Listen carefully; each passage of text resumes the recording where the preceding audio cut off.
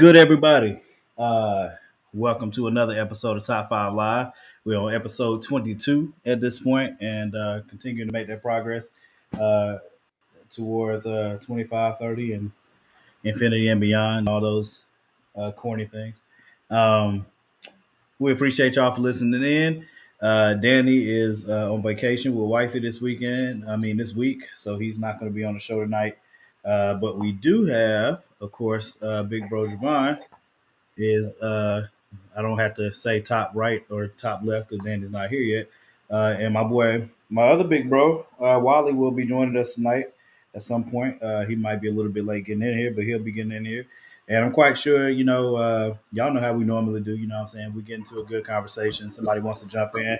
I might just click the button tonight. I might just send y'all the link and see what's That's up. actually a good idea. That's a great idea. You know what I'm saying? I might just do that. Oh, there go Big Bro as we speak. What up? What up? And y'all have seen my other big bro Wally McNair, phenomenal artist, along with my brother Javon. That's crazy. Again, another show with two talented, actually can draw artists, and here I am, just a writer. So uh, it's all good though. It's fine. All of that is important. Um, The aspect is important. yeah. I just wish I could draw, but Everybody can draw. You just yeah. gotta practice, man. No. Mm-mm. No. Everybody can draw. Yeah. That's not true. That's just like saying everybody can write. Everybody Yeah, can write. Everybody can write. Yeah, well, not well. Yeah, that's two different conversations. I'm right, trying to get him to understand. Well, all right. So tonight we're going to be getting into. Oh, let me make sure I share the captions where y'all can follow us at. If you have not already followed and subscribed, make sure y'all hit these links. Any of them, it doesn't matter which one. Of course, the easiest place to follow us is go on YouTube and subscribe to Fourth Wall Comics. And we have a playlist there strictly for Top 5 Live that you can always catch it. And if you subscribe, of course, you'll always get a notification of when we're going live. So, of course, what it do? I can't see. It just says Facebook user, so I don't know who it is saying that yet. I'm assuming it's BJ because BJ watches us every week, and I appreciate and love that guy for that. And I know he goes in between Facebook and YouTube, and some people watch on Twitch. So we appreciate y'all. That's why we're sharing the link so everybody knows where to follow us at. Again, you can go to YouTube, Fourth Wall Comics, and then just subscribe, and you'll never miss an episode. You always get a notification. That's an easy way to do it. So I want to make sure I share that link. I want to make sure I share my big bro, Wally, Javon's link, and I need to add Wally's too. I'm about to do that right now, actually. Visuallystoke.com. Yep. Wally, yours is Once Emperors, right? I don't think he heard you. You on mute? Oh, I was on mute. My fault. Yeah, onceemperors.com. My bad. Once Emperors. One E in that Once Emperors. Make sure I spelled it right.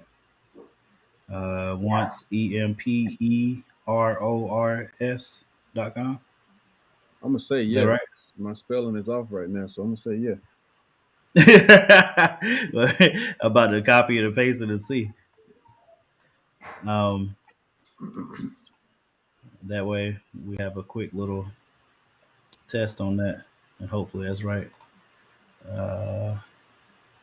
Want to make sure I get y'all these links so y'all can follow us there too and see. Yeah, I typed in the wrong thing apparently. www.onceemperors.com. So I obviously spelled it wrong, but I'll fix that in a minute. ONCEMPERORS. Yeah. ONCEEMP.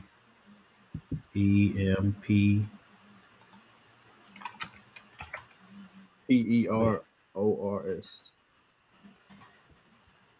Yeah, that's what I had. I don't know what I typed in wrong. Anyway, I'm gonna get that right and make sure I put that link up there too. Y'all know the Fourth Wall Pros link. Let me try this one more time actually. And I want to make sure I plug Moana too because they are literally less than $500 away from hitting their goal for the Kickstarter.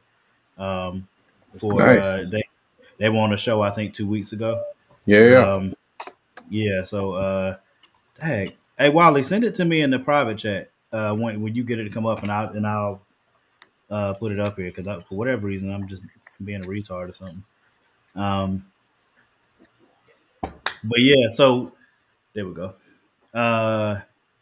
So I think the first topic we're gonna get into is, I mean, I don't know, that's up to y'all. Because I know last week we were talking about Midnight Mass and trying not to. Were we worried about spoilers? Because I don't remember. I'm not worried about spoilers now, man. If I'm gonna tell you, for anything we on right now, like y'all need to be Yeah, I feel like if you don't have Insecure, if you have not watched Insecure at this point, I don't really know what to tell you. You know what I'm saying?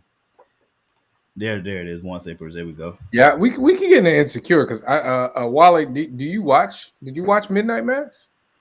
I know my wife had watched it, so I caught the gist of the story, and I don't know if it ended with that last part with the bat dude flying away over the water, right? Am I still Trying to Yeah. fly away, yeah, trying to fly. Okay, yeah. It's up to you, Morgan. Whatever you want to get into, man. I let's do yeah. I can't remember what is that aspect of mass Midnight Mass we wanted to get into. I don't know, that was you, man. You were throwing flowers at it last week. Well, it deserves flowers. It's a spectacular show, bro. Like that show is special to me. Like a matter of fact, last night I was just pissed off. Last night I want to make sure I screen share Moana's thing too, because like I said, they're literally under $500 left to get funded. And we got days left, so I want to make sure I plug that for y'all to get in there. Yeah, that's dope. I checked their campaign a couple days ago, so it's good to see it's still moving. That's dope. Oh yeah, man. I've been trying to plug that joint as much as possible. Not just here, but on the regular page. But you know how the algorithms are. That crap be pissing me off. We could definitely talk about that bull crap. How stupid algorithms are. Man, you be trying to piss off to Mark Zuckerberg, man. Mark Zuckerberg can kick every rock in the top, bottom, and the middle of the quarry. Morgan's opinions do not reflect the rest of the show. Wait, I forgot to show this off. I finally got these joints in.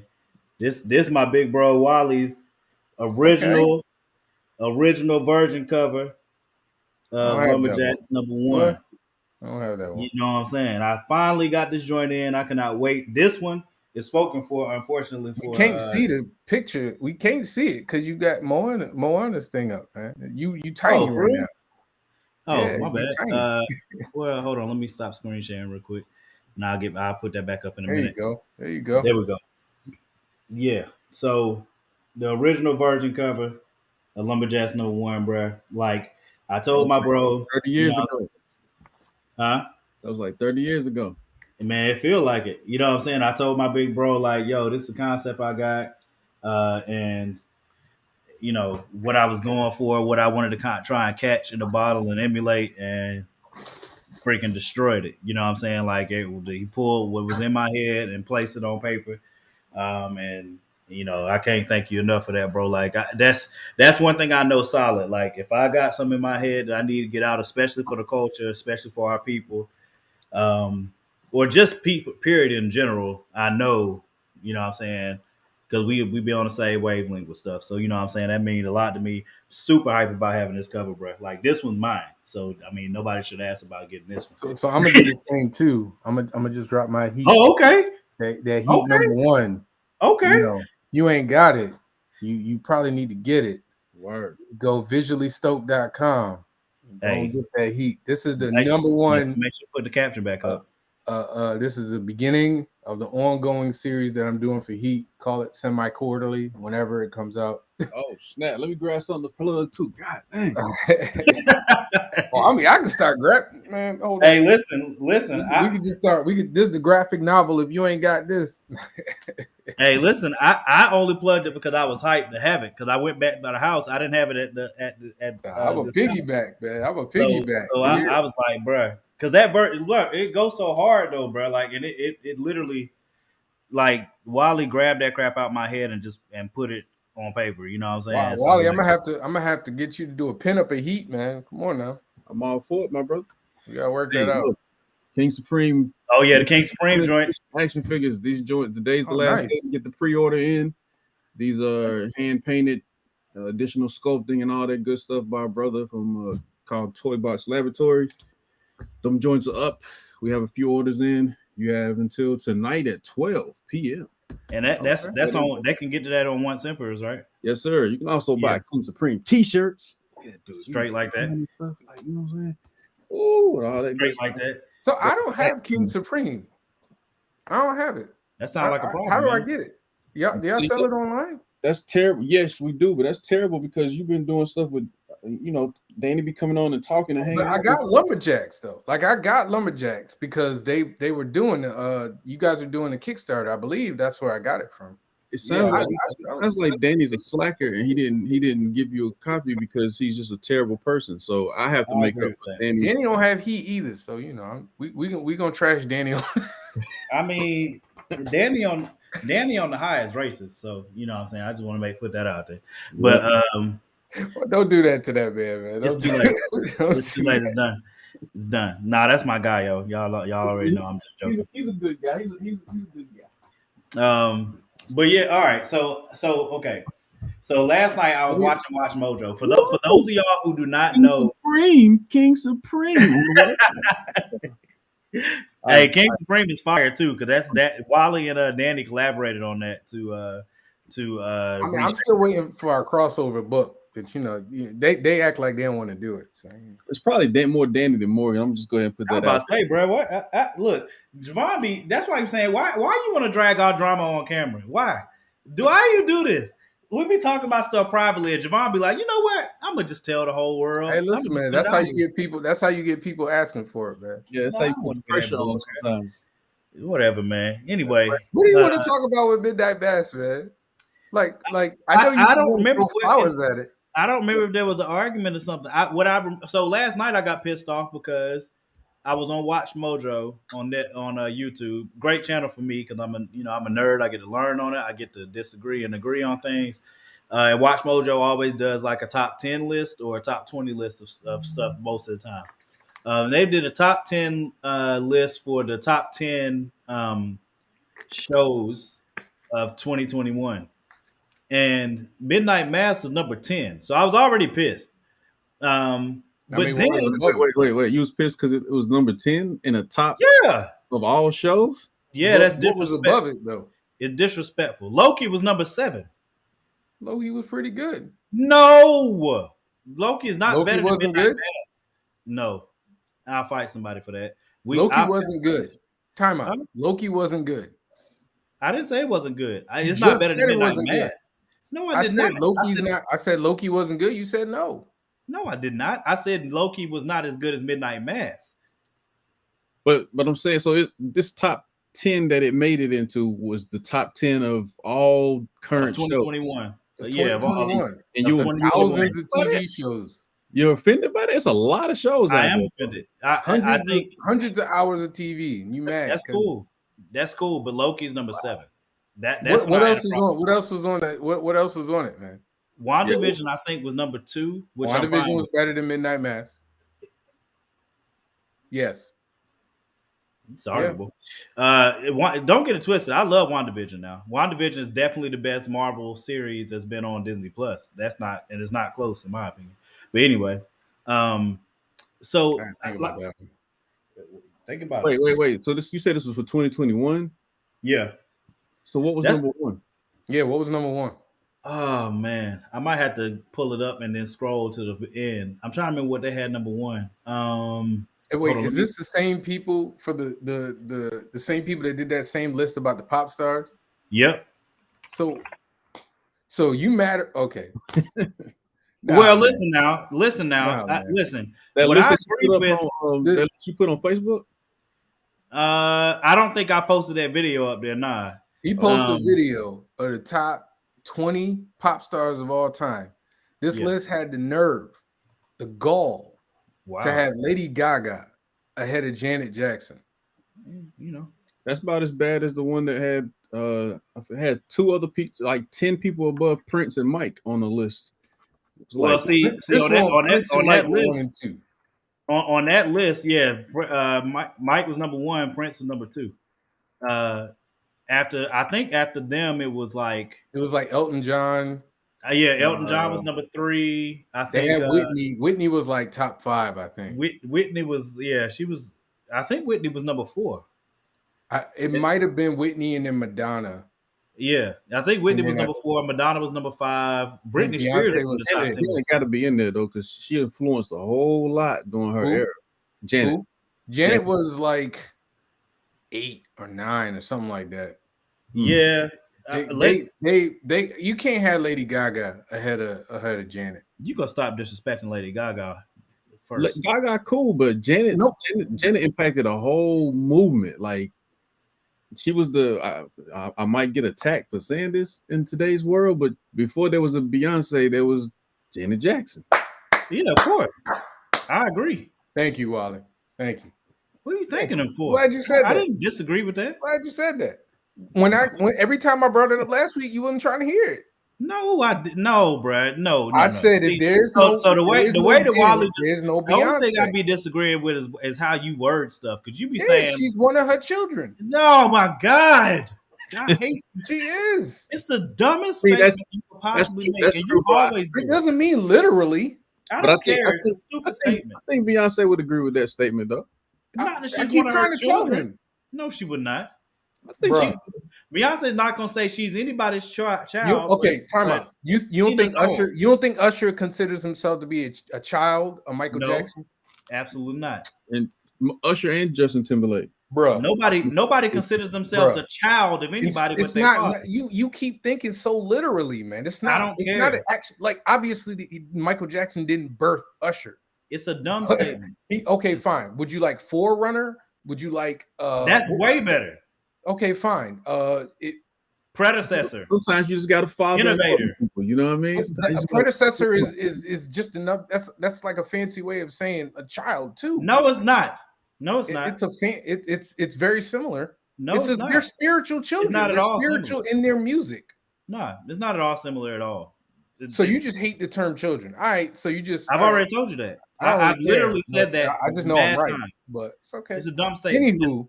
Anywho, if anybody said I'm a child of theirs because they cannot have Janet, I would have a problem. You can't have Janet under Whitney. You can't have Janet under Beyonce. The only woman you can. The only so you won't wait. Time out. Apparently you can. I'm just telling you what the list is. You mad that they put Midnight Mass at 10. Now you want to big them up because they put Beyonce over Janet now. Listen, man, facts are facts. All right, cool. Control. Hey, listen. Thank you. Hey, facts are facts, cuz I'm just saying, you know what I'm saying? I can't. More people know who Janet Jackson is than Whitney Houston. But Thugged Out? No. Yes, absolutely. Absolutely more people know who Janet Jackson is than Whitney Houston. I don't even know how we got here, but we're about to go down that road again. Hey, Pac mentioned Janet in songs. Look. And did a movie with her. I am not saying Janet Jackson not an absolute monster icon. That should not change the game in ways. The braids, cuz. Remember the braids, cuz? When everybody was getting why did I get married? Okay. Sequel, 2 movies. Okay. What does that have to do with more people know? Let's get back to Midnight Mass, though. Get back to Midnight Mass and this list that you mad about from the same people who you cool about with the other list. I'm not cool about it. I was upset with both lists. But so I forgot. There's certain things within the list I agree with. Did Watchmen come out in 2021 or 2020? No, it did not. It came out in 2020. Otherwise, the Watchmen wasn't up there. I definitely would have a problem. But I think Watchmen came out in 2020. That was last year. 19. That was last year. Lovecraft was last year or this year? Lovecraft this year. I'm not sure if Lovecraft falls into this year or last year. No, that was this year. What was this? I can't remember though. I think it was this year. I want to. It depends on. They did preface like what didn't qualify. Like if it started in like if it had started at the end of 2019. Last year. Yeah, I don't know, but yeah, Lovecraft Country, I don't think was in there, so that's the problem too. No, but, I'm telling you, I'm looking at it right now. It was last year. 2020. It was no, what I'm saying is on their list. I don't think. So I'm trying to think. There were shows up there that I think they were just trying to span things and say. I'm not saying these shows aren't great, but I don't. There were like 4 shows on there that I had no idea what they were. So, well, the thing about Midnight Mass is I can totally see how some people might not like it and might not consider it to be one because it's here's the thing, it has a very like a very methodical way of going about telling the story, and there are people who don't have the patience to sit through and go along with a story that really, number one, is heavily into theological themes and has a very slow pace to it. Like there are a lot of people who like things moving faster, you know. Like it is what it is. Like I'm just telling you, there are people that I've met that are like, I didn't really like it. It was moving too slow. I mean, I get that it is a slow burn. I get that. It's a very slow burn. But it's look. I'm just throwing roses because for me personally, that show is one of the best I've seen in a long time. Like it's a really good show. I agree. I can see the other side of it. It's very well written. It's extremely well written. It's extremely well directed and acted. I mean, it's a great feat. I don't remember we were arguing about something on there. No, we were arguing about Bev and how much of a dirtbag she is, and like whether she's worse than Joffrey and Ramsay. Oh yeah, you were crazy. You still crazy on that, man? No, I'm not. Joffrey was literally like shooting prostitutes with arrows and sending dudes off to their death for no reason. Like he killed the main character. He just chopped his head off. Like Joffrey was like evil personified. I'm not saying I don't hate Joffrey. What did she do? What did she do Beverly that topped that? Well, one Joffrey was Beverly the leader lady, the black haired lady. Yeah. Joffrey never claimed to be pious, religious, holy, or anything like that. Beverly held herself as all of those things at all points and judged other people. Beverly is literally a personification of what Pharisees are. So not only am I better than you, but I'm not even going to allow you to see the door to try to come through it, to try to be like me. I don't want you to be like Jesus, but you can't even be like me. So how are you going to try and be like Jesus? That's Beverly.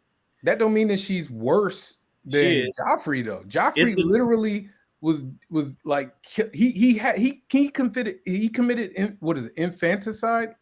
He killed like hundreds of babies. He like dozens of babies in the what do you call it? In the kingdom. She would do the same thing, but she's not. We talking about what they did do, dude. To me, it's the means by which you are choosing to do what you're doing.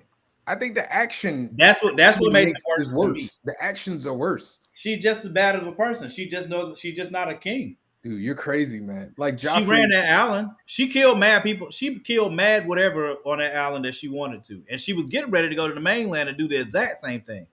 For facts, the only reason she didn't is because she died on the island. That's the only reason. Otherwise, she'd be worse. But Joffrey actually did some. I don't care actually about that. Did it though. I don't care. Joffrey and Ramsay are both horrible to me. Ramsay fed people to dogs, dude. Ramsay is worse than Joffrey to me. He was the worst. He's worse than her too, though. To you, I'm speaking for me.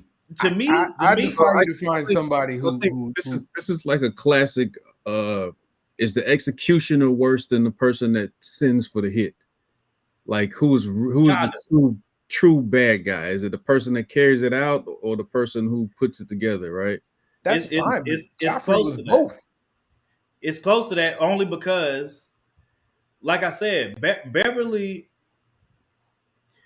To me, what puts Beverly in a different spot is okay. So one of the reasons Ramsay's worse to me than Joffrey is because Ramsay is Joffrey with intelligence. So he's more dangerous than Joffrey is, and it's not close because Joffrey's just an idiot. I'm not disagreeing. Joffrey's, but okay. So I'm just explaining to you why it's worse to me. No. I'm saying I don't disagree with you that Ramsay is worse than Joffrey. All right. So okay. So I don't have to explain Ramsay and Joffrey, but Beverly is worse than Beverly, though. But Beverly, to me, is worse than both of them because she's using religion in order to put herself in that place and still do the same thing that both of them would do, without question. And we know for fact she was going to do it because she said it on the island. The only thing that stopped her is the fact that she died. Otherwise, she would have done this exact same thing over the entire earth, using religion to do it. To me, that puts her in a different stratosphere than the other two. No, but that's like, oh, I was gonna kill him until I got arrested. Like, it doesn't matter. Like, you didn't do it. She did kill people, though. No, you said she was gonna go to and spread it across the earth, and I'm saying, okay, you were, but you didn't. I'm talking about like Joffrey and Ramsay actually did things. Like they actually carried out grotesque and disgusting things. I think you have an issue with her on a higher level because of your particular spiritual background. I said that already.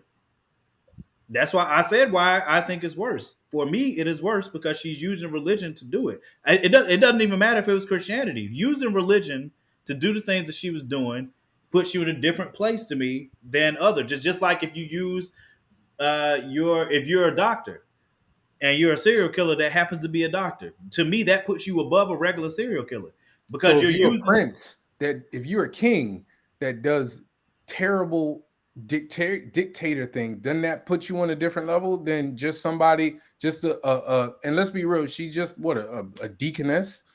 Like she's a deaconess that's doing bad things. This is a king who's doing bad things. We're used to kings and lords doing that, right?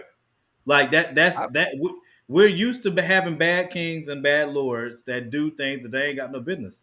People are used to that. History's full of it. We are also used to people using religion to do bad things too, though. You're right. But and to me, one is worse than the other one. That's my point.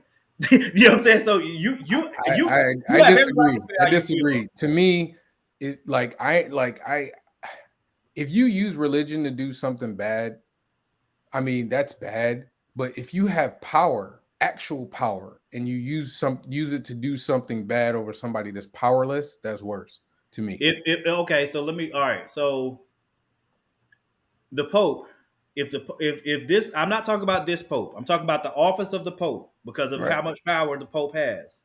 If you as the Pope are doing those things, like let's go with the Crusades. You know what I'm saying? Any one of those episodes you want to point to. Is it worse what they're doing, or is it worse what the King of England's doing? Both have a lot of power, but I mean, you could argue the Pope has more power than the King of England. But once again, still do the same thing, like with pedophilia and all of the pedophilia that gets covered up by the Catholic Church. Which one's worse? To me, you're looking. But once again, you can't use the Pope in this instance because the Pope actually has power. You understand what I'm saying? Like the Pope has power. She was somebody who was just siding up to people who had power. Like she was just siding up to she didn't really have power. The other dudes had power. She just followed along with them. No, they followed her. The mayor was following her. You think who wrapped up the body and by who? You don't think she? Time out. You don't think she was just doing? She saddled up to the past. The what's his name? The priest. The priest, right? So the priest had the power because without the priest, she didn't have much power. She was just the crazy lady next door. But No, she was running yes, stuff go in the back and city. watch the show. She didn't have the I've same watched the show a pull. bunch of times. She She didn't have ran the the same. city. Listen, she didn't have the same pull as if she was the actual priest. The Are priest you had the sure? power, and the priest was doing what the vampire was telling him to do. So the vampire is the one with the actual power. Who told after the priest killed the drunk, Right. right? She wrapped Who it. can She had, who convinced them that they have to take the body and go dump it in the ocean? Who said that? Was it the priest? she did on behalf of the priest. If On behalf of him? all right, Did he time tell out, her to time do out, that? time out, time out. Do you think that if she killed somebody and asked them dudes to wrap them up and throw them away, they gonna do it? Yes, because she convinced them to do Bruh, it. come on now. Come on now. Come on now. So you weren't watching You're the not show. watching the episode, dude. No, She you weren't convinced watching the them on episode. behalf of the priest. On Bro. behalf of the priest, she No. convinced them to do it. No, in the show, she did it to cover for the priest. She was using him. Yes. Thank you. She You just admitted. All right, cool. Thank you. what I'm telling you is that the priest did not ask her to do that. I didn't She say did it she on her did. own. I didn't say he did. So I who said has the she power did in it that on situation? behalf of the priest. To cover up for him is doing it on his behalf. If she had killed somebody and called them in and said, "Hey, I need y'all to roll this up and throw it away," they're not going to do it. But they did it for the priest. She might have convinced them, but they only did it for the priest, is what I'm saying. And you just said you watched the whole show, right? yes. All right. Do you think the priest, the entire show, do you think the priest had a villainous heart on that show, or did Beverly have a villainous heart? I think she had a villainous heart. I think why don't you think the priest had one? Come on. I think he thought what he was doing was performing a miracle, which Correct. is because remember, when he was in the cavern or whatever, when he saw the creature, he thought it was an angel. Yeah.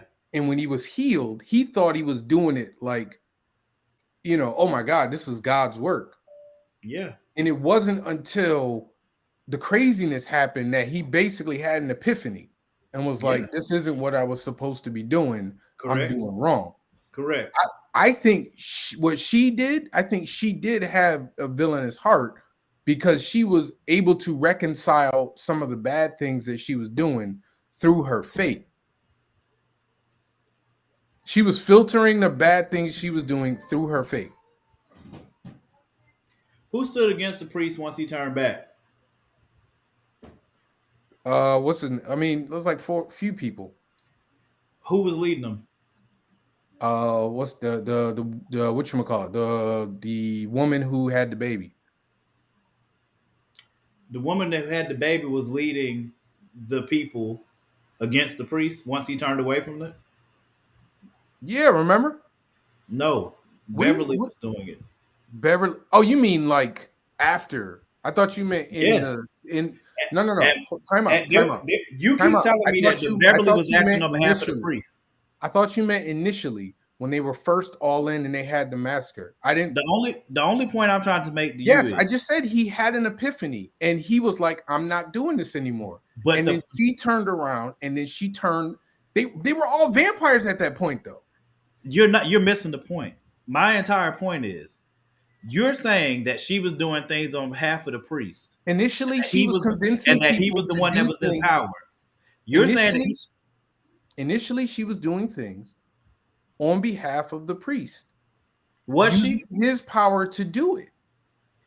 Then who's actually in control? The creature. Are we talking about control or just who's the worst? Because for me, if you do bad things, you're doing bad things. Like, I don't care if you're doing it for JoJo, Jimmy, Jesus, right. Jesus. I agree. Like, I agree. You're evil, you're evil. I agree. You know what I mean? Agree. Like, I agree. At the end of the day, the tolerance for either her or any of them that were doing what they were doing to the people, like I just couldn't. You couldn't be on my team. I got to get you out of there. I agree. I agree 100%. The only thing I'm saying is Javon's trying to say that she didn't actually have any power on the island. I'm saying that's not true based on what you watch. If you watch the series, she's the one that was pulling the strings of the mayor. She's the one that was pulling the strings of the preacher. She's the one that's pulling the strings of all the church people. She's the one that was pulling the strings of once the preacher turned back and everybody wanted to repent, she was still pulling strings to make sure that people did what she wanted them to do. When It wasn't everybody about wanted to anything repent. else. Time out. When everybody wanted to repent. What are you talking about? The entire island repented and decided to die under the sun when it came up. You don't remember that? Yes. And she All went right. and Where tried- was she and what did she do? She was digging a hole trying to get under the sand. Did you see anybody else do that? No. All right. So everybody else accepted their fate but her. Okay. So till the end, she was the one that was pulling the strings for her own benefit. It did not matter who she was using to do whatever. She was using the preacher too. She used all of them. Time out. So, You so at understand- no all right, point was all the right. preacher in control. Stop. When I say I've said, I mean, you keep blowing me off every time I'm like trying to talk to you. Like I hear what you're saying. I'm not disagreeing that she wasn't pulling strings. I'm saying she did not have any actual power. She was using the preacher. She was using the fact that she had standing with the preacher to be able to pull the strings of other people. I'm saying if the preacher was not there or the preacher wasn't doing dirt, or if she had killed somebody, she's not gonna call in the two dudes and be like, "Yo, throw that in the water," and they gonna do it. If you go back and watch that scene, I go back and watch it tonight. She's like, for our priest who does this and that, can you do this for him? Yada yada yada. She is using him to get them to do what she wants them to do. That's all I'm saying. I'm gonna say this. The power, and she used his power to get them to do things. So I'm gonna say this. This is a great conversation, but I think the original question was about who was, I guess, more evil or the worst or whatever. Mm-hmm. But I will say though, just to put it on fair ground, manipulation is a form of power if used properly. Thank you. I was not saying it's not. I was about to ask if you get what I'm saying, Wally, or whatever. But I'm just pointing out that is a form of power. You know, like you look at the aide to the king, or you know, any of those stories where you've got the person that's in the ear and they really can't do it themselves, but if they move the pieces on the board right, they suddenly become, or their their goal is to get position. But yes, I thought that the original debate was about whether or not she was worse than the other guy. Right. And my point to him is he's using the point of the Pope. The Pope has actual power. And my whole point, and I understand what you're saying about manipulation, and you're true. You're absolutely right. You can manipulate people from behind the scenes and use other people's power to gain power for yourself, which is what she did. And that's all and I agree with you there. But I'm saying that one person had to manipulate people to get power. Joffrey had power already. Joffrey came out the womb killing people, doing all kinds of crazy things, reckless with power. He was literally a 14-year-old, like, psychotic person. Like, he was crazy. And he was actually doing things as opposed to theoretically possibly doing it if she actually had the opportunity to do it. That's all I'm saying. What I see is Javon's point is these other two guys pretty much did what the hell they wanted, when they wanted, how they wanted, and they didn't need any approval, assistance.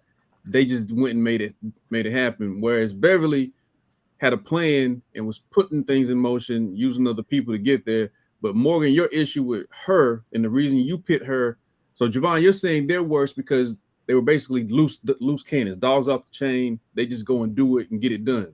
Yeah, and they actually did it. Like they actually did it. Aspect, right? Like in a split second, they can just go left. Right. And Morgan, what you're saying is you look at her as being worse because of what she was using as her foundation for her actions. Right. So I got you. So on one side is they're just bad, terrible. They go out and do this, and on the other side is she is bad and terrible because look at what she's using to build as her reasoning and her logic and her whatever. So yeah, I see both of y'all sides. No, I understand his point. I just disagree with it. Like I'm aware of the fact that he thinks that if you use religion to do bad things, that makes you worse than somebody who's just doing bad things. Am I wrong? I think I got an analogy that may work. If El Chapo, how El Chapo rose to power, and he will off you in a hot second. He will pay people to control them and do all of those type of things, right? Um, El Chapo doing those things as a gangster is bad and it's evil, right? Mm-hmm. But if the police chief is also involved, and the police chief is using his authority and his power and his badge and the trust of the people, if he's using all of those things to do the exact same thing or to plan to do the exact same things, either one, which to me what makes it worse is because of the power that you've been given and the responsibility you've been given with that title that you have that you're using to then go and do things that are that like it's the reason why Black Americans get upset about the police killing Black people. Black people talk about black on black crime all the time. Nobody's excusing black on black crime. Y'all know I hate that term, but nobody's excusing anybody killing anybody. But it is different and it is worse if you are the authority figure that's supposed to protect and serve, and you're coming and doing the things to people that you're supposed to be protecting and serving. Yeah, So if you're going to use the guys, like I said before, as a doctor, serial killers are bad regardless. Jeffrey Dahmer's bad. He eats people, right? What's my Ed Gein is bad. Those are two serial killers. The Zodiac killer, all bad, right? But it's a whole different level, in my opinion, for you to be a doctor doing surgery on somebody's life is in your hands, and you know that you're going to make a decision to kill them because you can. And some of them you're going to kill and some of them you won't, but you're using the power and the trust that person's putting in you to do the same thing that these serial killers are doing. To me, the doctor's worse because of the means that he's using to do the same evil. I feel you to a certain degree. Like I look at King, the doctors who let him die were terrible because they took an oath to do a certain thing. Mm-hmm. But if you put them in the room and whoever pulled the trigger on King in the room, I want to beat both their ass just as bad. No question about it. No. Look, I don't disagree with that at all. But what I'm saying is, in this, if we're talking about who's worse, but see, in your analogy, you're using a serial killer, right? Because he's doing. Hold on. You're using a serial killer on one side, right? To me, it's more like if you got Donald Trump on one side, who has done reprehensible things that has been a part of unleashing a virus on our country that is resulting in millions of people being sick and hundreds of thousands of people dying. And then you have a pastor on this side who is manipulating his congregation, his specific congregation for his one little church. Which is worse? To me, the pastor. I disagree. I would say the guy leading the country who's causing the deaths of hundreds of thousands of people would be worse than the pastor who in a rural country in West who knows where is doing bad things. That's just me, though. Well, I guess that's a point of reference because if I'm in that town, I definitely right agree. But I see what both of you are saying. I see what both. Right. But yeah, I think you're talking global. You're talking larger. It's micro and macro. Like, do you have which do you hold more weight? Which holds more weight to you? And to Morgan, it feels like the micro holds more weight. I think of it as the macro. It's not necessarily her situation and her decisions, while they could have affected the macro, they only affected the micro. Whereas Joffrey's decisions affected literally all of the kingdom, like from King's Landing all the way to the wall. Like everything Joffrey did affected everything. Do you understand what I'm saying? That's why to me it's worse. But this isn't coming down to micro and macro. What it's coming down to is my reason. Personal choice. Y'all both got different opinions. Can we go on to that fly Insecure now? All right. Yeah. He was trying to, I don't for Insecure. I I said I was gonna start a thread for it because I don't You gotta know. change the discussion thing topic. I don't know what I want to. I'm not sure what I want to happen. Um, You talking about before it ends? I mean, we see where it's going. I'm trying to speak spoiler free. No, man. Listen, Yeah, we can hey, talk. if you haven't seen I Insecure, I caught up today, so I could be on point. So All right, you bet. ain't seen So- Insecure, so- cover your ears, mute us. Yeah, if you haven't watched Insecure, you're not caught up. Spoiler alert. It's Tuesday. You had a whole day in between.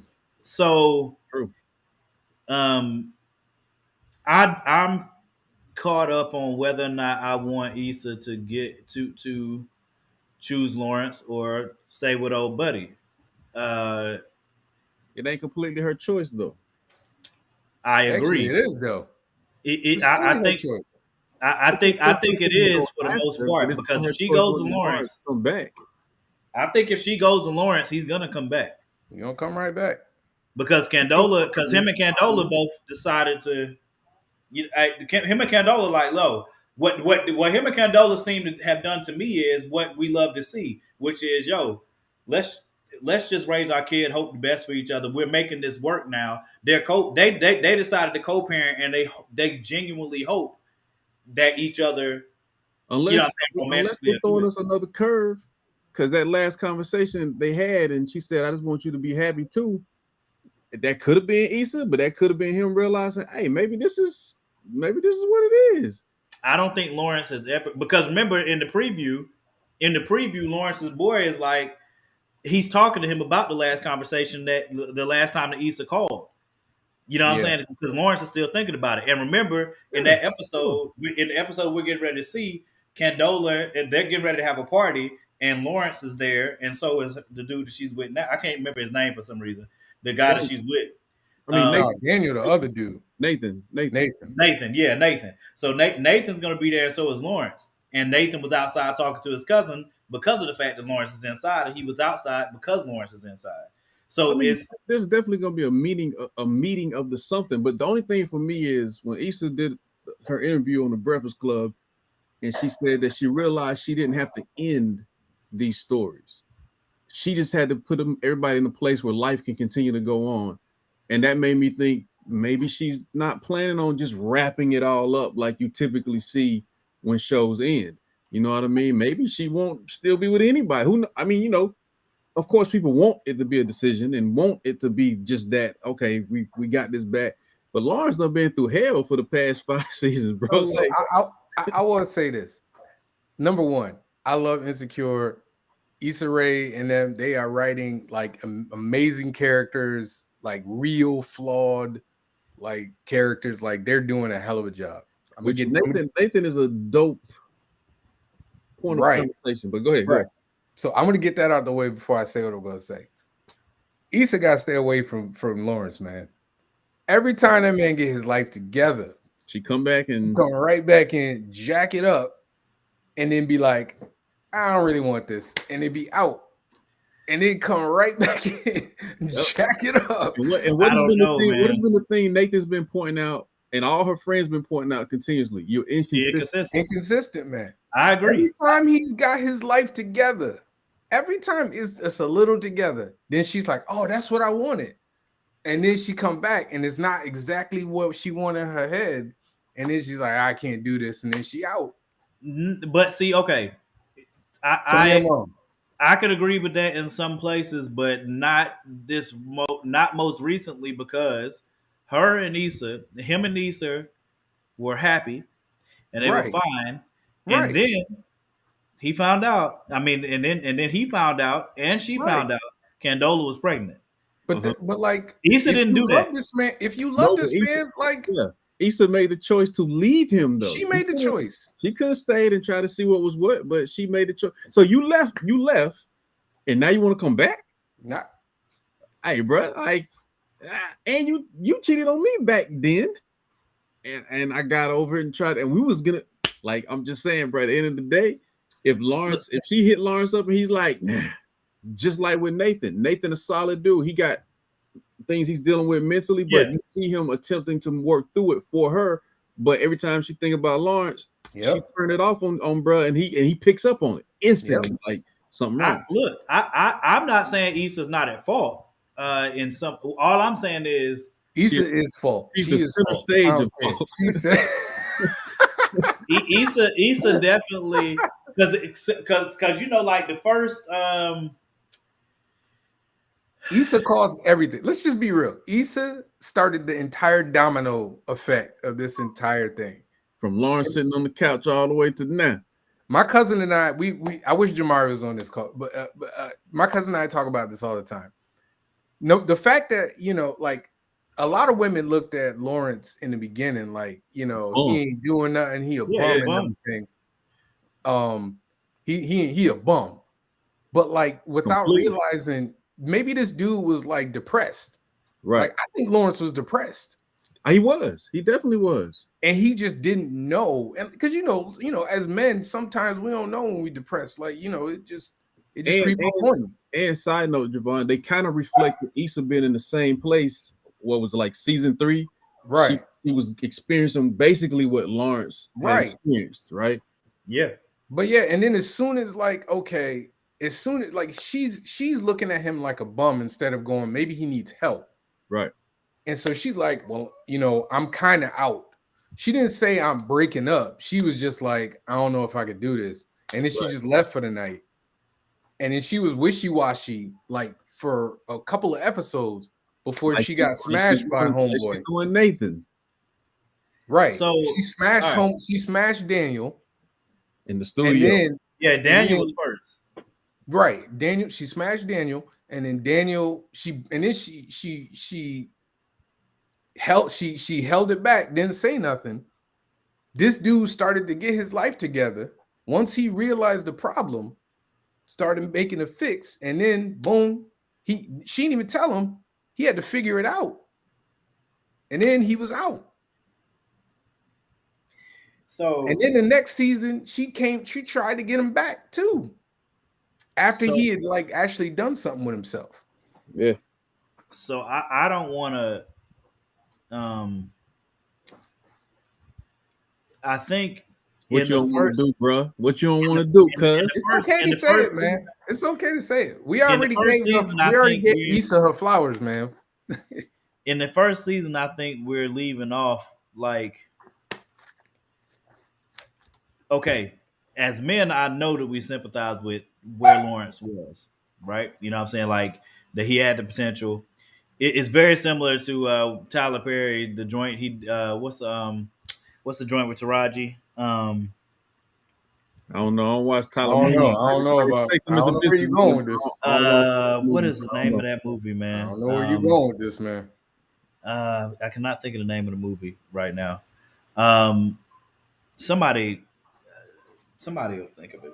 I Can Do Bad All By Myself? No, it's a movie with Taraji P. Henson in it. Is it the one where she helps the dude get his life together? Yes, and he leaves her. Yes. Acrimony. Thank you, Derek. Thank you. I saw like a quarter. I couldn't finish that movie. All right. So the only reason I brought that up is because the situation is somewhat similar. Issa had been with Lawrence. The potential was there. You know what I'm saying? Issa had been with Lawrence. The potential was there. But it's a question of, okay, how long do you wait on the potential? Because I don't want to make it seem like Issa was with Lawrence for 1 week, and Lawrence just wasn't getting his act together, and that's why she started to move how she was moving. I don't want to make it seem like that because that's not what happened. I think for the show and the way that they set it up, Issa and Lawrence had been together for a while. She had been holding him down. He kept having 2 steps forward, 1 step back, 2 steps forward, 1 step back. And for those, we don't really know how bad it was before this moment. This seemed like it was the most down moment in their relationship as far as his career went. Nah, I know, but that's part of my point. So that's why I said I don't want to place all of that in Issa's lap as if she had only been doing this for a week when it could have been years that she had been with Lawrence, and this was their situation. So at but she admitted to never really talking with him about it, though. She said it. She said she never really talked about it, huh? Yeah, but talking around is not. That's one of the biggest flaws in a relationship. Communication is actually having a conversation where both people hear, listen, and understand. And she admitted, she never fully came to him and had that conversation. You know what I mean?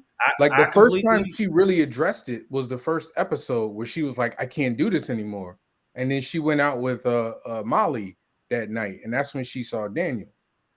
I completely agree. All I'm saying is one. All right, so one, we don't have a female on here to speak from the female perspective, right? We don't. But that doesn't change the fact that we can, just like if it was the other way around, you know, people have their opinions on both. But I'm not dealing with Lawrence from just, oh, he's a guy. One of my favorite videos is the J. Cole and Jordan Lucas video, where Jordan Lucas is the asshole and J. Cole is pointing it out to him.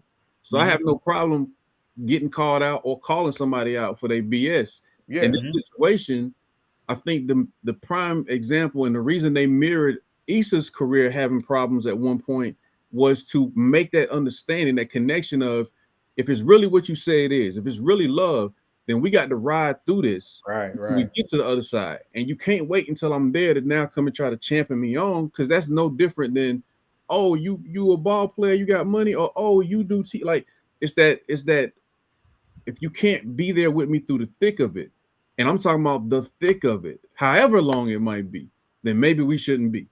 You know what I'm saying? I agree with that. So that's what I'm saying. Like I have not given like a solid, because you know how in the first 2 seasons for sure there was Team Issa or Team Lawrence. You know what I'm saying? I was Team Lawrence because of one, because I could see his perspective very easily. You know what I'm saying? 2, based on what some of the things that you guys said, like Issa, number one, like, because I completely agree, communication is huge. I very strongly believe in, and that's not just in a romantic relationship, but in any relationship, if you got an issue with somebody, my barometer is if my issue, most things I can let roll off my back. If I love you, especially, right? Most things I can let roll off my back. But if I'm getting ready to change how I'm going to treat you, based on something that you're doing, but I don't discuss it with you first, and I have to discuss it first. But if I say I love you, to me, you don't have the right to tell somebody you love them. You don't have the right to tell somebody you love them and you care about them and all that, and you got an issue with them, and you stop effing with them, but you never talk to them. To me, you lying if you say you love that person, because it shouldn't be that easy to walk away. I don't, and again, this doesn't have to be romantic. It could be any relationship. It could be your boy. It could be a girlfriend that you had. It could be your mom, your brother. I don't care what the relationship is. If you say you love somebody, you got an issue with them and you haven't talked to them about it, but you cut them off, to me, that's a problem. You know what I'm saying? You shouldn't do that. And to me, that's a part of communication in a relationship and why it's important. So yeah, I'm saying that to say I agree with you guys on, if Issa did not come to Lawrence and be like, look, babe, listen, this has been an issue for a while, because it could have been like, if you worried about him blowing up, if you worried about you saying something wrong, you worried about all of that. I get all of that, but at some point, like if I was her friend, I'd be like, yo, you got to though. Like you say you love him, you got to talk to him. You know what I'm saying, or whatever, and let it be what it's gonna be. And if you blow up, fine. But at least you did your part. You know what I'm saying? You had the conversation, and I agree with you. Like Issa didn't do that, and if she admitted, I can't remember that. I can't remember her admitting when they came back and had their reconciliation conversation, and I believe it was they both were just very honest about, you know, what I think it was season 2, right? It was like the end of season 2. Yeah, I think it was end of season 2. My favorite episode of Insecure, period, is the episode at the end of season 7, I think it was, when they finally got up and they went on that date and went all over the city and just talked. That episode was fire from front to back because of the conversations that they had in that, and the fact that they were just enjoying each other after all of the crap. Like that was my favorite episode, and it's not close. Like it was awesome. The conversations that needed. I think one of the dope things about Insecure, a lot of the show is based on communication. Like her and the dude Crenshaw and the company that he was trying to work with, and her and Molly, and you know what I'm saying? Like everything that you see, Nathan and his cousin, and him not communicating, or them being able to understand, you know, or the cousin's wife taking the fall for why they asked him to leave. Like it's like so much of it, I think, is about, especially us as a people, how we sometimes miscommunicate or just don't try to communicate properly with each other. You know what I mean? And what happened? Tiffany and her husband. Tiffany and her husband, like that episode hurt too, because you know what I'm saying, because she was feeling away, but she didn't know he was there the whole time. He was there trying to figure it out, but she didn't know how to articulate it, and it ended where it ended. But you know what I'm saying, like that. This show is gonna be missed, and I know she's doing other things, but it's gonna be missed because of what you just said, Wally. Like it is a beacon of a lot of conversations and a lot of things that are within the Black community, that especially the communication part, that we can miss each other sometimes, we can misunderstand things, but the thing that it consistently is showing us is that if you love and you care about somebody, you have to try. You know what I'm saying? Whether it's hard to do it or not, you have to try. You have to try to have that conversation, and I believe in that strongly because, like I said, that's just a rule of mine, bro. Like you can't. That's why I don't tell everybody. I mean, I'll tell people I love them, but there's levels to stuff. You know what I'm saying? But at the same time, if I rock with you and I have an issue with you, but I never bring that issue up with you, I either got to drop it, or if I'm getting ready to treat you differently, I got to talk to you. And if I don't, then I'm not typing on Facebook, so I shouldn't get banned. That's some whole stuff, you know, to me. You know what I'm saying? Like, I'm sorry. Go ahead. No, I was just gonna say, like, for me, one of the clever things that Insecure has done is they flipped Lawrence and Issa so that she had a better understanding of where Lawrence was when they broke up. Right. You know, because remember, like, I mean, she was working. Where was she at? She was at the UE Gotcha, right? But she wasn't exactly like blowing up. Like, not she at all. Had a job. She basically just had a job, and she wasn't happy. Right. Yeah, she wasn't happy. So they made her. But they wrote her to go through that. You know, being unhappy at her job, getting kicked out of her apartment, having to stay with somebody. Like, they literally like had the two of them switch. Right. Mm-hmm. And now she's kind of, and I think this is a lot of what the last episode was trying to show, is she's coming back to the point of success, and her brain is kind of going, all right, he's there now too. So should I be with him because he's there and now I'm going there? Because, you know, her little daydream, she had Nathan, but then, you know, and then Lawrence came in. But that for me is why I would prefer her not to end up with anybody, because I think Issa ain't ready. Because she's not ready to meet somebody on the level that they're at. If you understand what I mean by that. You know what I mean? Like I got to accept you for everything you are, and for even if you make mistakes and everything. Because if you think about every dude she's dated, they all weren't bad guys. Daniel wasn't a bad guy. Nathan's not a bad guy. Lawrence, you know, Lawrence has done dumb crap, but he's not a bad guy.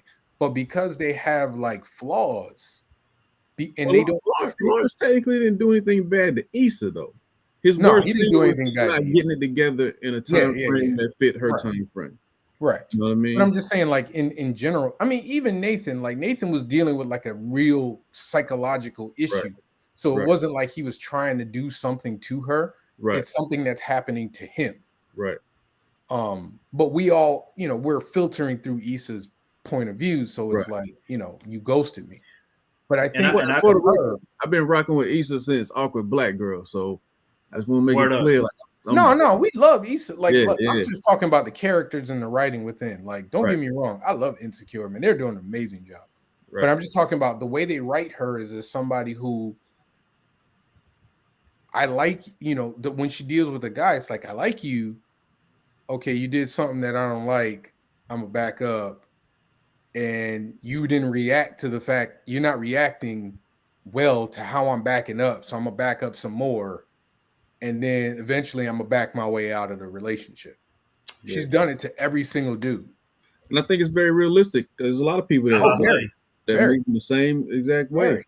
But that's why I'm I about to say say, I know I I seen don't it. want her to end up with anybody. I want her to end up like realizing that I need to work on me. Let me fix me, and then, you know. And that's why I make that point of, I feel like when she made the statement of her when Issa made the statement about, I don't have to end any of this when the show ends, it felt like, and it could go wherever, but it felt like she was purposely saying that to say it doesn't have to be everything is all tied up with bows Right. when we finish. Like, these are supposed to be, I want these to be characters that live on with you, to where you're kind of like, oh, I wonder if this happened down the line. Oh, I can imagine my own timeline. You know what I mean? So it wouldn't shock me if she did end up single when it's all said and done. You know what I mean? That's a great show, man. It's a great show. They do. I mean, they probably, of any show on TV right now, have characters that feel real more than, like, I can't think of another show that has characters that, like, they feel like I know that person. Like, I know that dude. Like,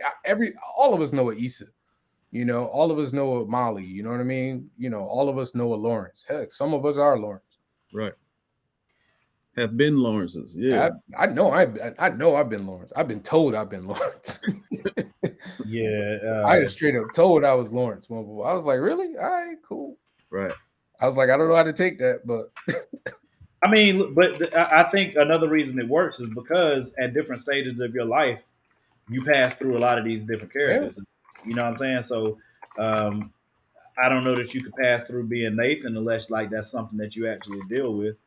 I think even with Nathan, a lot of us do, and we might not know it. Yeah, that's what I was going to say. There's little pieces of Nathan that most people can still relate to. Maybe not as as complex as his situation is, but that part of you that's trying to overcome certain things, and you feel like you got to do it on your own, even though you should be able to turn to certain people, or you don't know if people are going to understand when you try to have these conversations, or you're constantly in your head. So I think even Nathan's character is very, very relatable. If not to you directly, somebody who's probably been in that situation and never spoke on it how they could have, or you didn't get to see the vulnerability in the way that we're seeing it with Nathan. You know what I mean? Ultimately, a good guy, but then there's this other side of him having to deal with and overcome, a lot of other aspects of what he's dealt with in life and still dealing with in life. And to be honest with you, he's the one I'm worried about the most. Because it's like, bro, really into Issa. But he knows something isn't quite there, and he's trying to give more of whatever he feels like she's looking for, she needs. And I'm concerned, like, if it break and go the wrong way, like, what happened to him? You know what I mean? And she pulled him in too. That's the problem. That's the part that kind of frustrates me, because I think he was very surface level. Yeah. And then she kept doing little things, and he's like, "Is this real? Like, I don't know.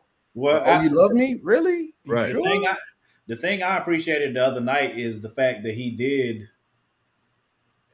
without raising his voice either, but made it clear, like, you're inconsistent. I don't know what you want. You know what I'm saying? So, and he made that clear. And then for her girls to make that clear, now she has to deal with that. Like, dang. All right, well, he tells you. Then she go right back to being inconsistent again.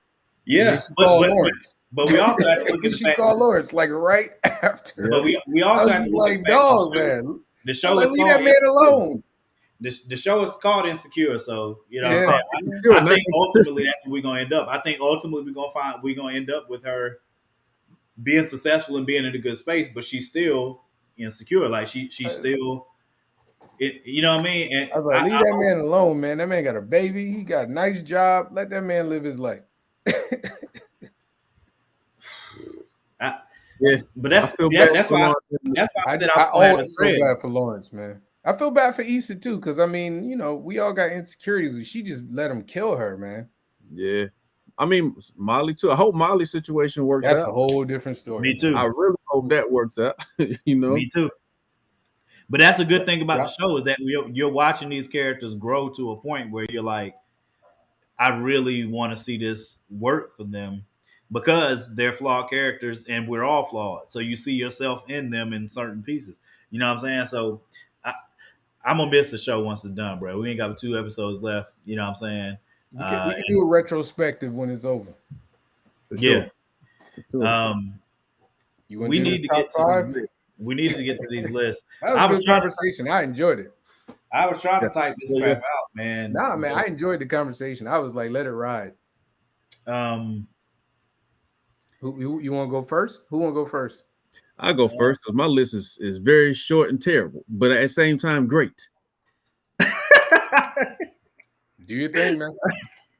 oh my god! My top 5 Christmas songs: Outkast, Players Ball, Outkast, Players Ball, Outkast, Players Ball, and 2 more Outkast, Players Ball. I don't like Christmas songs, but Outkast, Players Ball was a Christmas song on a Christmas album that I love. So that's my top 5. You don't wait a minute, time out. You don't like any Christmas songs? Man.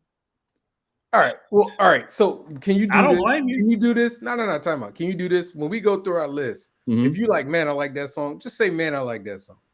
Nah, I'm gonna say, man, I like that artist that sung that version of that song. But the song who said chestnuts roasting on an open fire. Nah, What? you don't even know where we go. All right, Morgan, go ahead. I'm gonna listen. Morgan. I'm gonna listen. Go ahead, Morgan. I might say something that I ain't on to, so I'm gonna listen happily.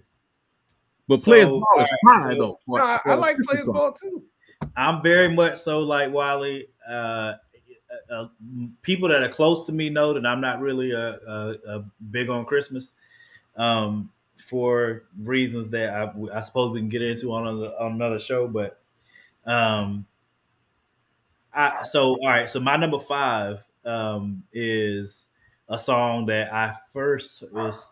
Well, I'll do the list. But so number 5, I got Pentatonics. Mary, Did You Know? Number 4, I got TLC Sleigh Ride. Number 3, Donny Hathaway This Christmas. Number 2, Mariah Carey All I Want for Christmas Is You. And number 1, The Temptations Silent Night. That's my. I like 5. the Temptations and TLC. They are great groups. I like who else had you said them some cool people. Donny Hathaway, Mariah, Temptations. To me, The Temptations Silent Night got to be number 1, bro. Like that joint. When I think about Christmas songs, that's the one, and I don't care where it's playing at. You got at least go to ooh. you at least got to do that at some point, bro. That and Donny Hathaway This Christmas too. Like that joint is, man. I love the Temptations. My dad used to play that and other Temptations records, but no. Christmas songs just all right. I got you. I don't know. Hope you might feel differently, but probably not. Doesn't sound like it. All right. So my number 5, I like number 5, Kirk Franklin. Jesus Is the Reason. Love that song. Okay.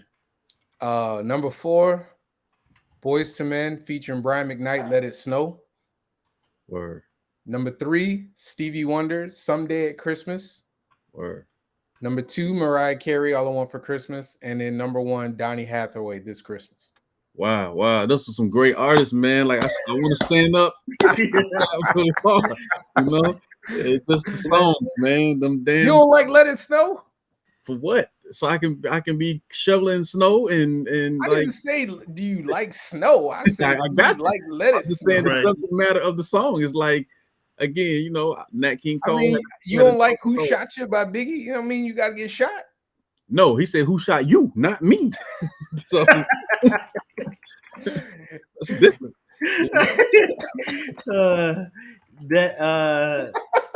Javon, you got to send me a list. I'm not even gonna try and type that crap out right now. Oh man. I mean, those are all wonderful songs in the spirit of, you know what I mean? But it's just those when I listen to the lyrics and it's like, man.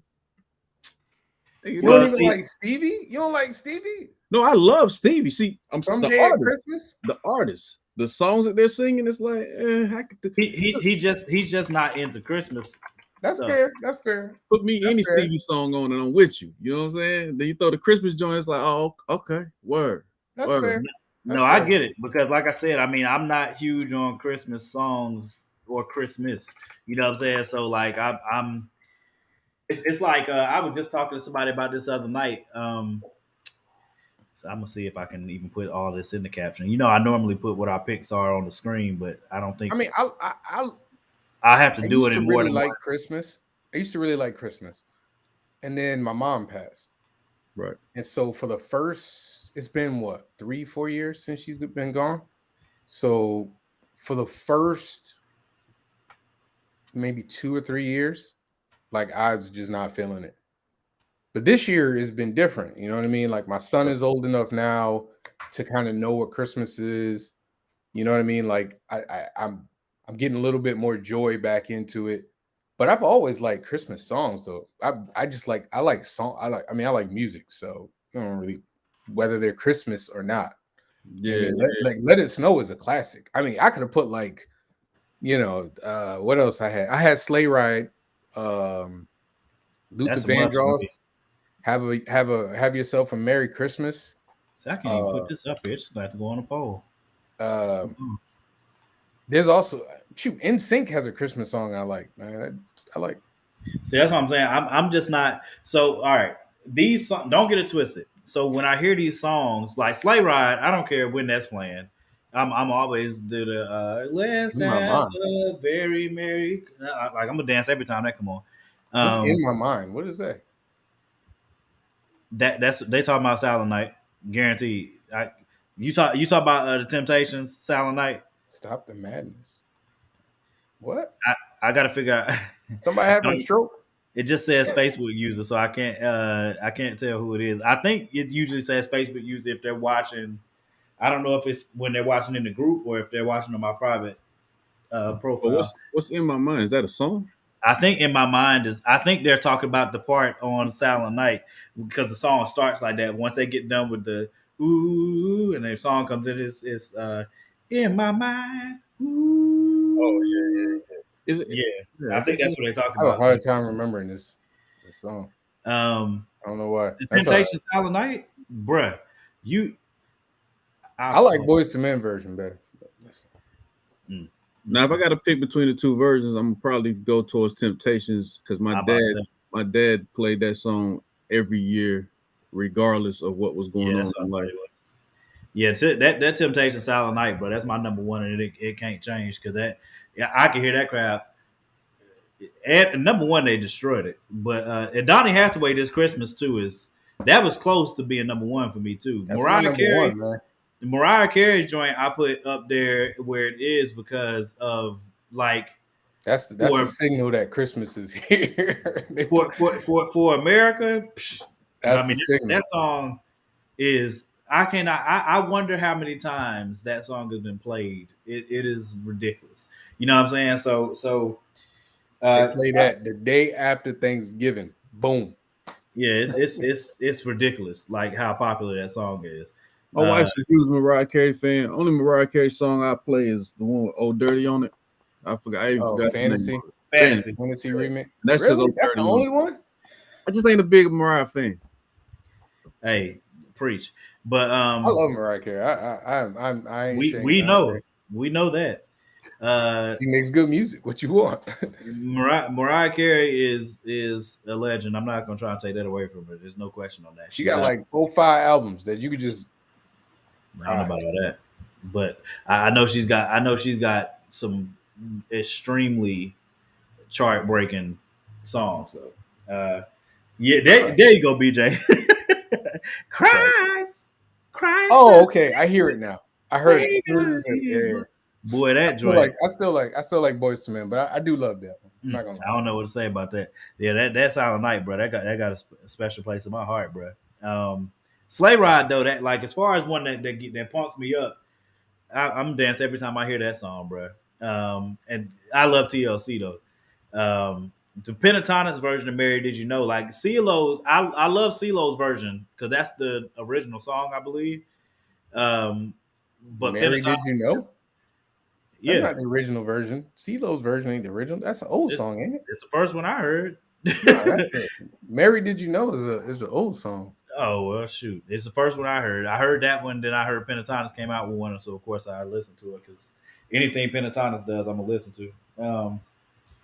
But yeah, so I mean, we supposed to be doing Christmas movies. Oh yeah, Christmas movies next week. This dude about to have Die Hard. You're gonna have Die Hard number one, huh? Nah, Danny is. I'm Danny about to gonna say, have Die Hard number I one. don't even watch Die Hard. Then you're gonna have Wild Wild What? West number one. He Wait might. a minute. Whoa. Time out. Run it back. You don't like Die Hard? I don't watch it. I mean, I'm not saying I don't like it. I just don't watch it. I've seen the one You've with Samuel seen L. Die Jackson. Hard before though.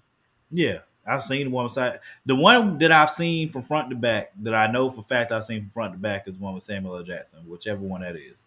The Come first on. one I do not remember anything from that movie. And I remember the I'm one. just I questioning remember your the more modern one where like the guy was like trying to take over the power grid. I remember watching that one too, and I think I watched that front to back. I think it's Die Hard. Die Hard is a classic, man. That's top 3 action movie all time. Okay. Top what? Top 3. I said what I said. Of all what? All time. Top 3. Oh, this is the Action way. movie? Action. Oh boy. Bruce Willis Bruce Willis. I said, yeah. with the wife beat on. What the wife beat on? He the one that started that. I don't get it. He started what? He literally every time people pitch stuff, they be like Die Hard on a plane, Die Hard on a boat, Die Hard on a train. That's Die Hard, man. It's one of the best. He started what though? Not action. You forgot about Shaft. You forgot about. Oh, okay. I just want to be clear. I thought you were saying like he did. Shaft. Shaft was action. I'm not a Die Hard head, bro. It's just like Star Wars. Like I'm not a Star Wars head. I'm not a Star Wars fan either. I doff the cap to like it. Star You know what I'm Wars. saying? I doff the cap to Star Wars. You know what I'm saying? I'm not hating on it. I've never been a Trekkie, but Star Trek Discovery on it. I'm never I gonna haven't miss watched that. it. Well, we know why you watching that now, Morgan. You're You got a daggone right. young lady leading the That's way. what that- hey, of course. that- Is that why you watch 100% Walking why I Dead? started. That's Is that why you watch 100% why I Walking started. Dead? Sonequa Michael Green. Yeah. Yes. Yeah. Now, Right. is that why you was watching Walking Dead? No. I watched Walking Dead. I started watching Walking Dead. The dialogue in the She didn't come to like season 7. that's true. She was on the New Girl that comedy She show. was on New Girl. Yeah. That's right. Hey. See, I knew why I liked you, Wally, because you be watching New Girl, man. That's what I'm talking about. Yeah, man. my daughter walked in like, "Yo, you got to watch this." I was like, "New Girl, what? What? Why?" Hey. She was like, "Sit down and watch with me, Daddy."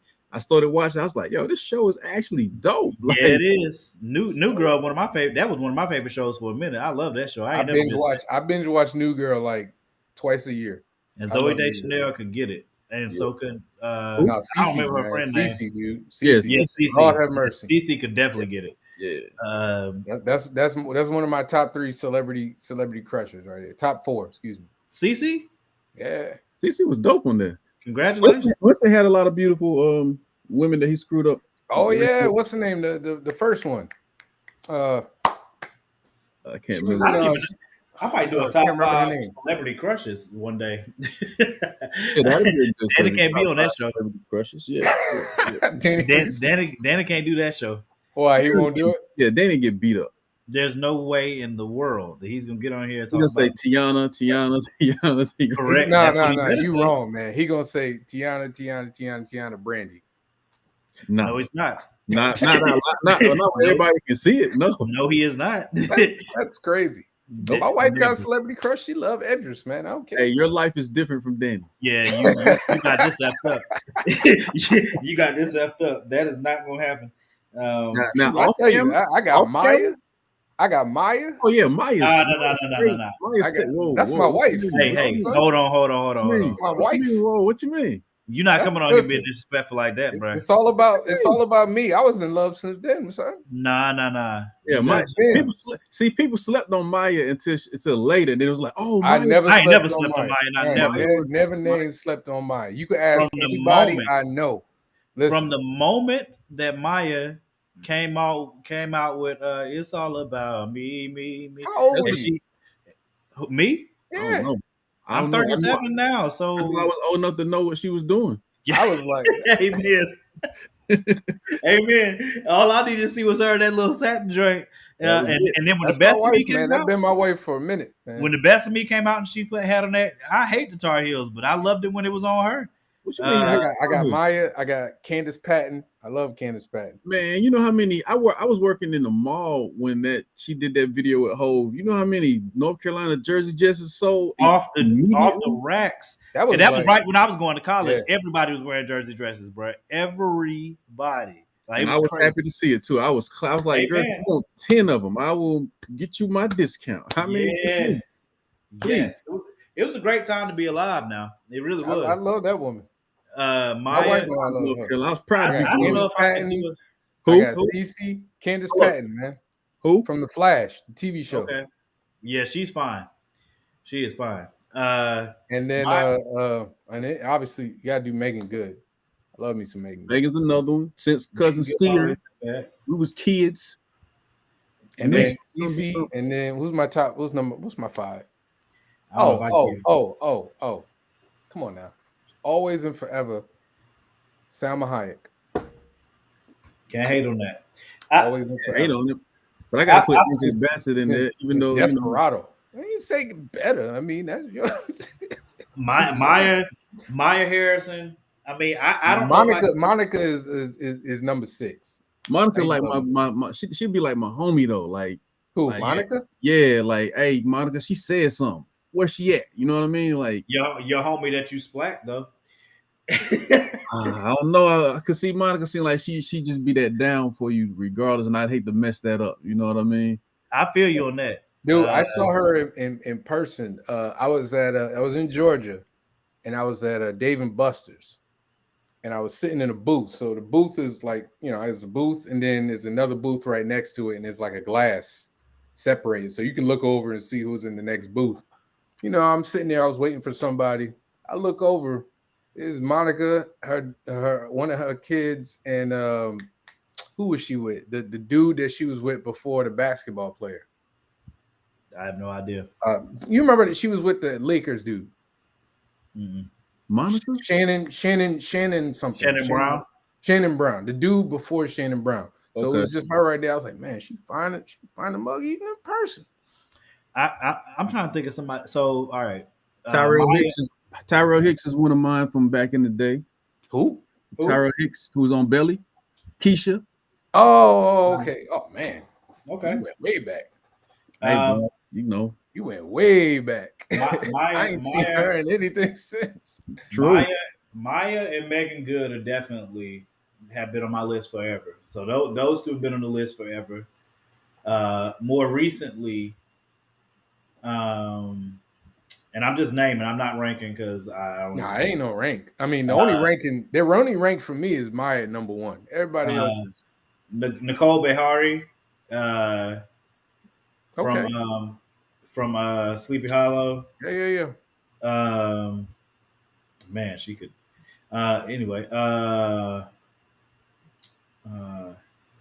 Gal Gadot. If Gal Gadot was thick, it would not be fair to the world.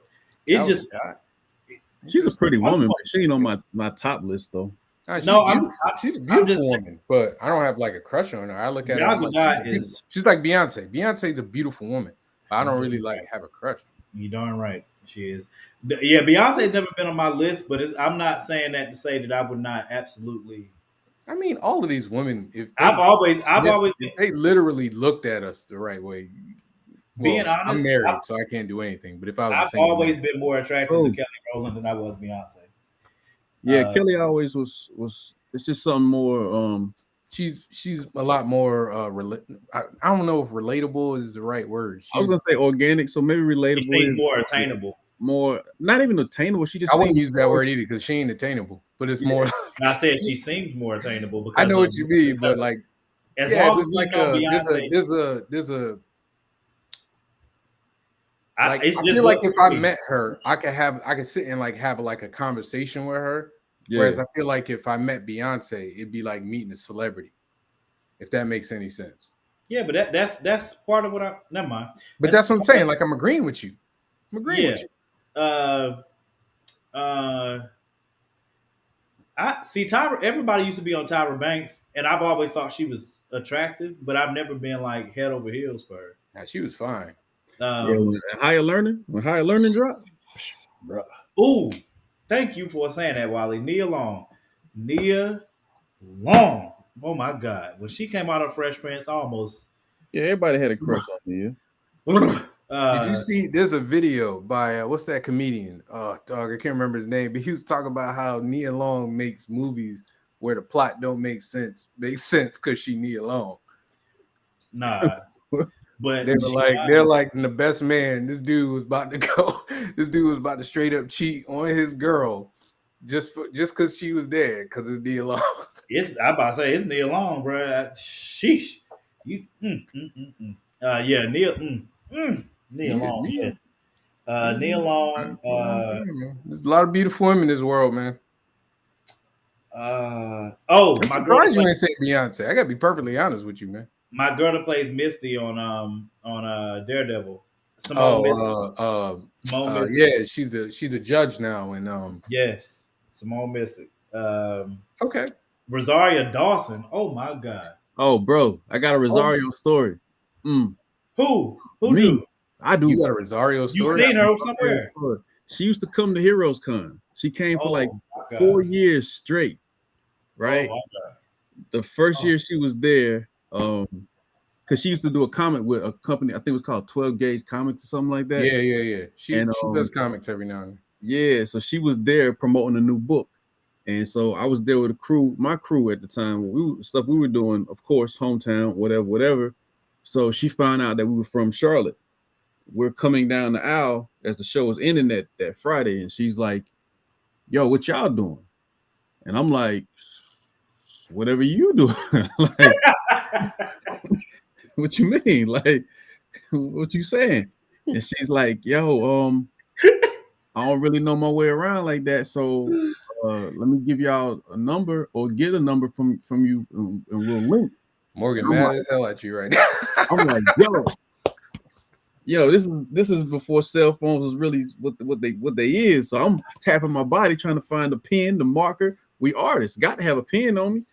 I done left everything at the table. So my partner, I'm like, "Hey, bro, let me get a pen." "Oh, I ain't got one." Straight like that. So she was like, "Well, I'm staying at the such and such hotel. If y'all come back through, I should be in the lobby, blah, blah, blah." I'm like, "Oh, okay, cool." She walk off with the smile and the toodaloo. Soon as she get down the hall of it, this nigga say, "Oh, I had a pen right here, but I would have choked him out on the spot." So y'all not friends no more, right? Yeah, I would have choked him out. Right, y'all not friends no more, right? Let's just say we moved some furniture for a quick moment. You know what I'm saying? I mean, y'all not friends no more. Like that would be the end of my friendship. I still know him, but nah. That's like if that happened to me with Maya and I'm single. Listen, me and you, we can't be friends no more, man. Bro. We can't. And then when I let everybody else around us know, it was like, "Oh, you can't be around here anymore, bro. Like, how you gonna have hate to such a degree that you wouldn't pass a pen?" It's making me angry thinking about it. I'm just saying, like, I'm physically angry at him, and I don't know him. Like, sir, you might be watching. I don't know you, but we not friends. I mean, I have my beautiful wife now. But just saying at that moment in life, it was like, listen, it's okay. We understand. We understand. We couldn't be. I'm just saying, me and him, that would have been the end of it. If Rosario, it was such a surreal moment, bro. And it's like so she was so down to earth and so cool and so just like, "Yo, show me around." Like, and I'm like, Morgan about to have a stroke, man. Morgan straight up about to have a stroke. Oh my God. So, needless to say, y'all didn't meet up, y'all didn't link up. And she Rosario. So I think once she came downstairs or whatever, it wasn't what she thought it was gonna be. And I didn't see her again until years later at another show, but it was like a bigger event, and she had a long line, and it was like ain't no need of trying to go over there and approach nothing, like, you know what I mean? So, hey, I can always live with the memory. You know what I mean? I mean, that's one of the cool things. That's why Danny, listen, Danny has his thing about cons being a con. I'm like, dude, man, there's so much, you get to meet people you never thought you meet. You know what I mean? Like you Sure. get like, I met Xavier Woods. I met a bunch of people, especially this last con. I met a bunch of people just being around. What's his name? What's his name? Is it John Carlos Esposito? Yeah. Yeah, I met him. Yeah. I met a few people, man. Like that's Morgan's still mourning for the young me and the person I could have been. But I'm happy. I got my wife is beautiful. My kids are beautiful. You got a beautiful family, man. I'm sure you do got a beautiful family. And my wife knows that story. My wife knows that story. You know what I'm saying? Like I told her, I said, baby, I could have been, you know what I'm saying? But I'm here with you. Everything happened the way it was supposed to happen. You know what I mean? Now I'm not gonna say that I wouldn't have enjoyed whatever that moment could have been, and then got back to meeting my wife and moving on. You never know. You never know. Hey, never know. I've heard that she's really nice though. Like I've heard she's really down to earth, really cool. Yeah, I don't think I've been at a con where she has been at though. But cons are so hard. Like, you know what I mean? Sometimes like you get to run into people, and then sometimes you don't. You never get a chance to, because these people are surrounded by so many people when they're just walking around. Right. You know what I mean? Like, it'd be nice, interact more. Morgan, you okay, man? You all right, bro? Hey, man, I had to move past it. You got to move past it too, bro. I live with the memory every time I see her. When Daredevil popped up and she was on, I was like, God dang, there she go. that's her. But it's cool, man. You live with it, you move on. That's why you can't be friends with Home. That because every time I would see him, I would be like, it was a pen. It was I would flinch at him like every time we first see each other, like, hey, what up, nigga? I'd be like, you got a pen now? Right. Yeah. I would ask him every time. I want him to remember. Yeah, he been a hater for a long time. He couldn't help it. I just, you just look. Wait, he did it on purpose? Yeah, that's when she walked. As soon as she got right, bro. He turned around. It was a mistake. He was like, I got a pen right here. And then he told me, he was like, yo, man, I'm not gonna lie to you, man. I was so full of hate that she was even talking to you. I just couldn't give you the pen. I'm like, you can't have people that like that in your life. Well, that's why I that much hate for you. We never shared tables again after that. I had to move on. And oh my God. The more I tell this story, the worse it hurts Morgan. Morgan, I survived it, man. It's dude, I'm telling you, if somebody did that to me and Maya in my heyday, right. Hold on. I couldn't. I would never get over it. Nah, man. Hold on. I would never get over it. Wait a minute. I'd be petty. Oh my God. Marshall said she was cool. Marshall, no. Oh my God. Hold on, yo. And she was so accessible then, Oh my God.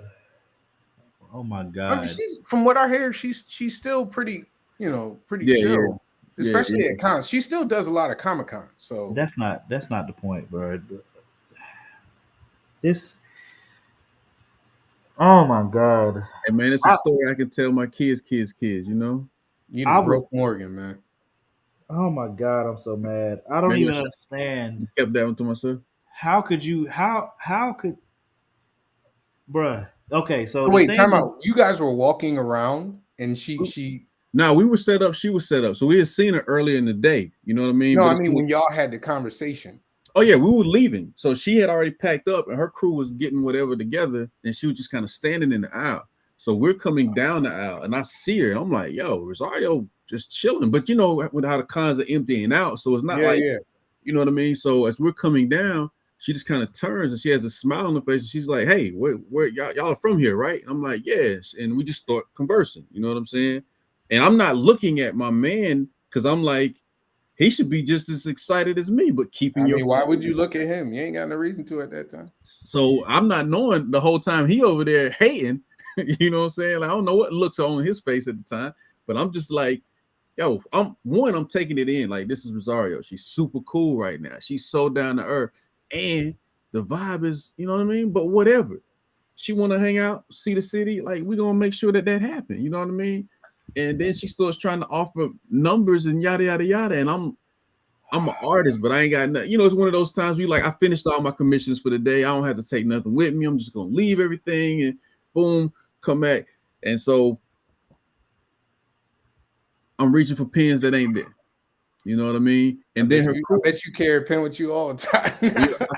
From that point on in life, I kept a pen in my pocket no matter what I was doing, where I was.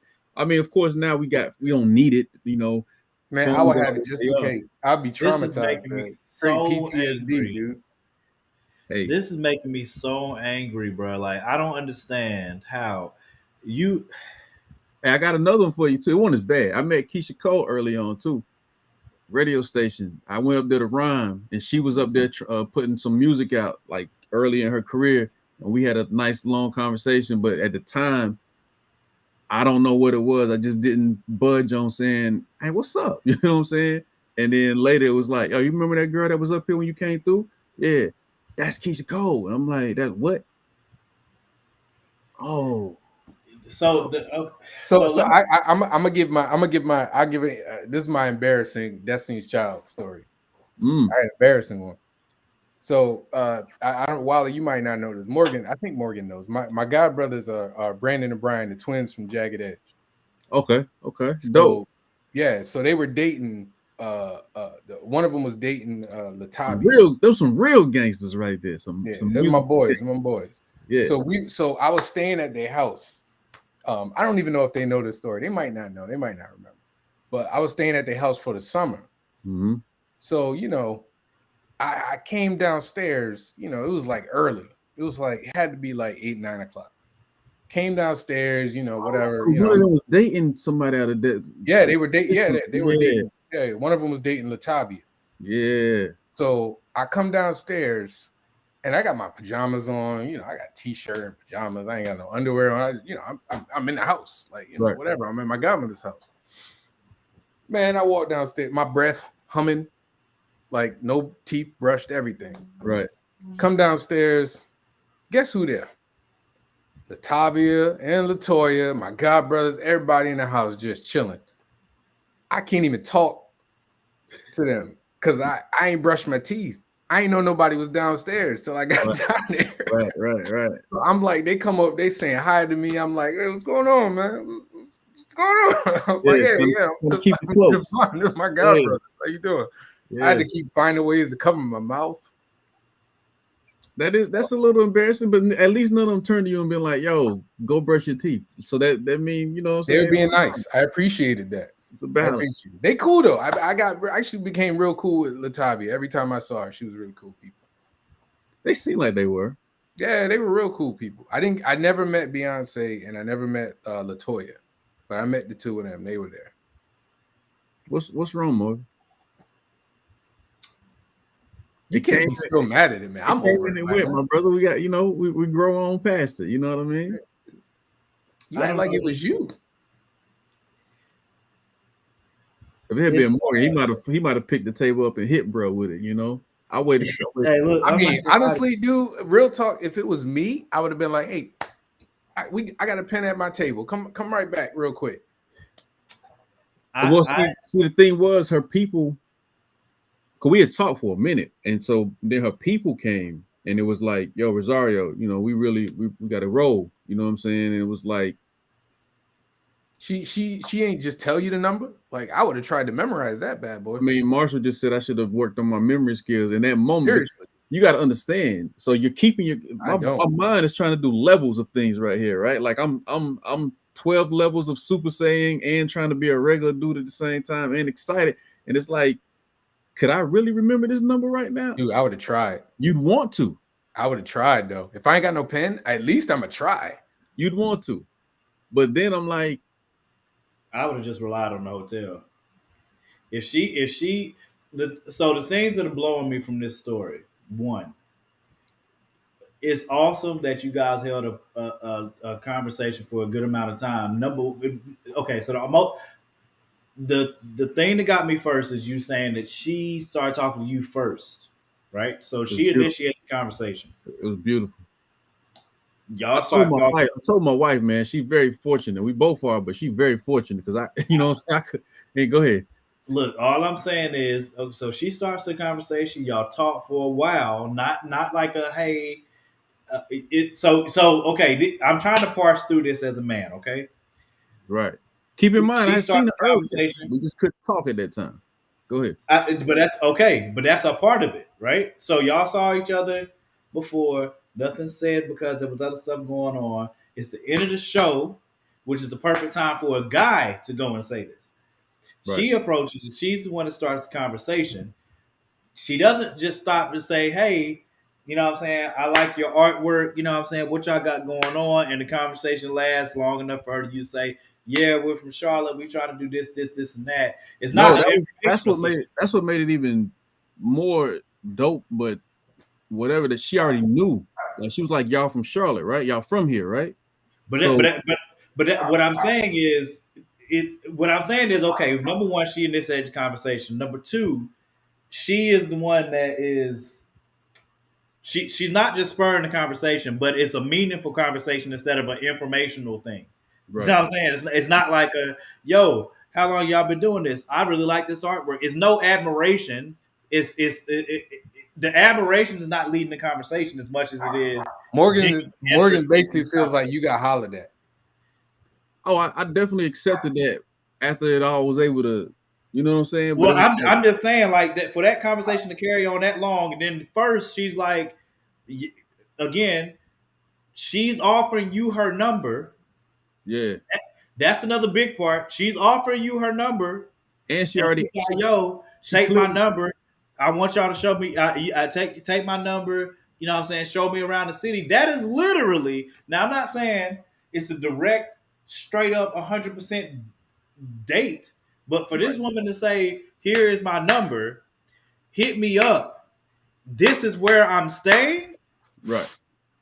Oh, bro, I've already gone through the scenario so many times. I would have killed that. When I tell you, I promise you, if that was my guy, and I swear, if I turn around, she walks off, and this dude tells me that he has a pen later, and you go a step further to say, I was hating too hard.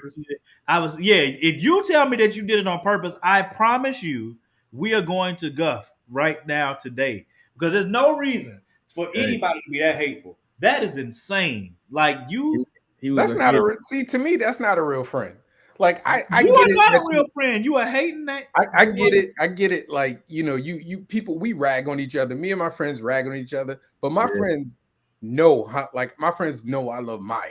You know what I mean? So if we was all out back in the day before I was, you know what I mean, and I'm able, right? And Maya's like, yo, let me give you my number, and they're not gonna be like, nah, I'm F this dude, who cares? Nah, they gonna help me out. Or at least I hope my friends will help me out. I can't. But see, that's the thing. That's the thing. You don't know until you're in the moment. I think I would have my friends enough that they wouldn't hate that. I thought the same thing. That wasn't a real friend, man. I get where Wiley coming from. He's saying, I thought this was my nigga till you had a chance to show you. But see, he wouldn't be my dude anymore. Like that be it. Oh, not only is he not gonna be my dude, but I'm dead. I would have hit him. There's gonna be a problem. There's gonna be a real serious problem. Well, I'm proud of you, Wally, because you're a better man than me. I could put my hand because in my crew I was already the aggressive one, so it was like if I would, then you would have been playing the. No, that's why I'm telling you I'm proud of you because I know that like Wally's mad laid back, but once it goes to a level, he gonna be the first one to do it. I haven't even seen him do it yet, but I know, you know what I'm saying? Like I know my bro, like so I know like if it's getting ready to go left. Yeah, I mean, if you known as the aggressive one already, you might as well play to it. But I just don't understand. I was working on being the me that I am today. Way back then, like, look, I don't think one of your friends, not one of your friends, they can't blame you for that. Would have been mad at you. So you got to understand, my art crew was a different crew of guys than the guys I came up with. Those guys would have I seriously doubt they would have hated in that manner, but they would have understood if I did swing on somebody. These guys live by different principles, so it was like he would have learned that day, bro. Nah, man, he would have learned today, man. I just took it as, you know what, I gotta. You I'm gonna gonna try. learn today. I think part of it too was in my head. It was like I can still salvage this, and then I couldn't. You know what I mean? Yeah, but but even if you could still salvage it, like I might not have hit him at that particular point in time, but once I realized that the moment had just left, believe we had many rumbles and moments and gut it would have been one, and that would have been it. I can't associate myself with somebody that hate on that level. That's like next level hate. I don't fight. But keep in mind, this was Marshall. What year was that? Like we was young cats. You know what I'm saying? So yeah, but still, man, that means you got a hater in your midst. You never. The nigga know he a hater. He said I'm a hater. Nah, I can't ride with people that see. There are people who say they hate. Like my cousin calls himself a hater, but my cousin also got my back. You know what I'm saying? Like you can't. That's like real hate, though. That's like real hate. That's like I don't want to see you thrive. Hate. Listen, y'all ain't hearing me say nothing opposite of it. But like I said, it's one of those situations where you don't know what somebody's capable of until that moment show itself. But that's what I'm saying. But I am agreeing with you. But what I'm saying is after that, like in my mind, I'm like, dude, the like you have to not like me as a person to do something like that. Now you think something like that is funny. That's all that turns into. You don't want to see. He didn't want to see me succeed in something that he felt like was unaccomplishable. That's what I'm saying. It happening in his face. It was like, whoa, this is happening. But that's what I'm saying. Never not been fine, bro. So that's why what I'm saying though. Like if you willing to do something like that, that tells me how you really feel about me. All. That tell me how you really feel about me. The bigger problem I'm having here is, Lord, please I'm still single, Lord. That's all I'm saying. It don't have to be. She not, man. It don't have to be Rosario. It doesn't have to be Rosario, bro. I'm still single, Lord. Like, you know what I mean? Like, I'm gonna go back to Cons next year. God knows, bro. Like, that is. Hey man, there's a lot of options out there. Lapita. I don't know. There's all types of people coming to Cons now. Man, listen to me. Lapita's very attractive. Just have your pen, have your phone, have all technology. You need not worry about that. You need not worry about that. I promise you, I'm gonna be ready for that. He said it was 06. Marshall said it was 06. 06, yeah. Youngins. I'm so upset, bro. I can't. How old was I in 06? That was. I would have been 20. Wait a minute. I don't even know. I was. I'm thinking about it from college to appreciate Rosario Dawson. That's for damn sure. I'm thinking about it from college out, so I would have been 22. Nah, I was 20 something. I was 20. If you're 20, whatever. I'm just upset. I'm just saying, like, I can't have somebody in my crew with hate in that heart like that for me, man. Me either. We'd never be friends again. There are things that are funny, and there's nothing funny about that. That are mean. Like you know what I'm saying? Like there are like practical jokes you could play on your friends, but like your friend's supposed to want you to succeed at a certain level. That's like if Morgan did something like that to me, that'd be the end of me on Top 5 Live. I'd be like, I can't mess with you, bro. First of all, I'm not a hoe. So you don't have to worry about me ever doing nothing like that. And not a hoe in that sense. You know what I'm saying? That's the difference. Some of us are cut. I've been a hoe in the past, but not like that. I'm talking about, you know what I'm saying? The type of hoe what I'm talking about is like, you know, being promiscuous. I ain't know. Nah. Listen, he knew in that moment he was a sucker, and he knew he thought he was gonna get punched in the mouth. Because he should have gotten punched in the mouth. But it was like, nah, I'm not, you know what I'm saying? Because you know what though? I wouldn't even punched him at that time. I would have waited till he thought I forgot about it. And that would have socked the hell out of him. Nah, it was for me, it was more I let other cats around us know. So every time the opportunity came to scare the hell out of them, put a little bit of fear in his heart, make him shake a little bit, or just jump at it. It was like, oh nigga, you're gonna be tortured. You have to be tortured. Nah, ain't even worth, bro. Nah, that was fun for us. She told you what I'm sure, but she for was me, staying at. That's like a cancerous arm. I gotta cut that off, man. You gotta get rid of that. She told you what hotel she was at. Like, hey, brother. Like I said, wait. So you didn't go to the hotel? Yeah, we went to the hotel. Okay. But I think when we got there, like I don't know if you ever been to a Heroes the drinking draws and all that in the lobbies, all the hotels downtown, they get swarmed because people know anybody with a name is going to be in that Right. hotel. Yeah. And so I think it turned to one of those situations where they came and went wherever they went to eat and probably got ghost again because it was so many people moving, so many different parts. So I either missed her coming or missed her going and didn't see her again to the next day. But by then it was a super crowd. And the next time I saw her was years later at a bigger show. Whoa. Okay, time out. Run this back. You saw her again. You ain't go say what's up? Couldn't. Yeah, you can. What am I do? Stand in line for 3 hours? No, I would literally go. I would go up and be like, "Hey," and then go, because then she could be like, "Oh, hey, what's up?" And then maybe, or I get kicked. I would cut the line. I don't care. I got no problem. I'd be like, "I know her." Nah, I'm just hurt. I would have did that for show. See, I'm whole show. Maybe my demeanor was just too. Whatever. Nah, it worked how it was supposed to, bro. It worked how it worked how it was supposed to. Everything worked out the way it was supposed to. You got your queen. She is a queen of all queens. In retrospect, and also, if I feel like, yo, she working. Like, I'm not gonna. Yeah, but so what I'm saying is, this is what I'm saying. I'm saying I would have went up and just gave my card and be like, yo, I'm over at my table, and then if she, all you gotta do is go wave. If she's receptive, then she be like, hey, come here. But see, the other side of that is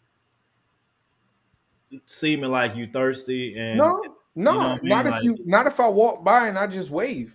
Y'all missing the point. If I wave, I walk by, but I saw her, but it was like so many. The line, it was to that point where they had to have people over there, security over there, like moving things. So it wasn't like I could just run up to the table at that point and be like, "Yo, what up? Didn't see you last night." You know what I'm saying? No, so I wasn't saying do that. I was saying make myself seen by her, and then I would have. If she called me over, she called me over. If not, I keep moving. I would have tombstone. I would have tombstoned old buddy through a table. And then I would have picked him up and rock bottom that nigga, and then I would have people's elbowed him.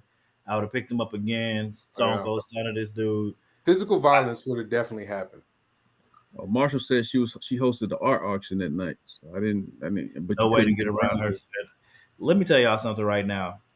So I have enough respect for myself and for her not to, try that or anything like that. But I'm just, you know what? It's just. I think the thing that really baffles my mind is how the hate level is so. I know. Immense. I think that's what's killing me. I think that's what's killing me, and I also think that it's like I would have been breathtaking and honored that she did those things.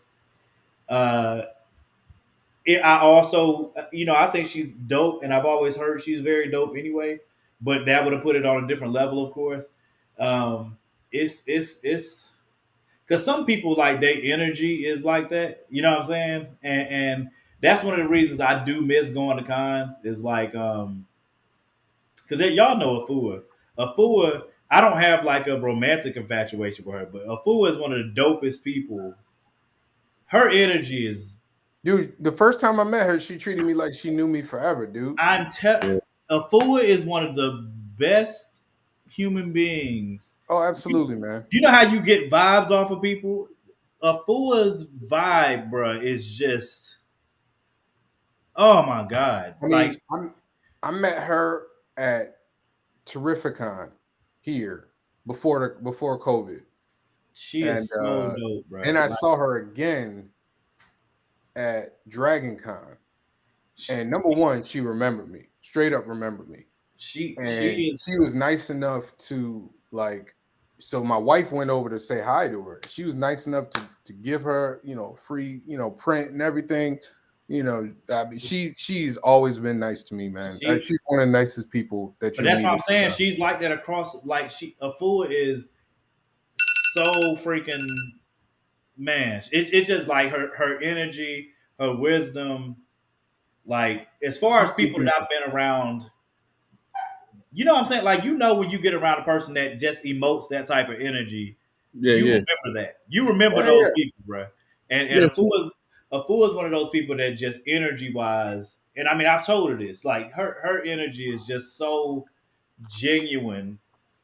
You know what I'm saying? Like you know how people have said that about. I'm trying to think of somebody like in my eyes, Afua is a celebrity. You know what I'm saying? Thinking about other like somebody else has a reputation like that. No, Keanu Reeves. we Keanu Reeves. definitely get what you're saying. Cool. I wouldn't talk to a fool for years. Like I would see her and kind of throw my head and not say not approach. Cause one, I never wanted to come off the wrong way, and two, I got you. I didn't know her situation, so I also didn't want to come off the wrong way. Yeah.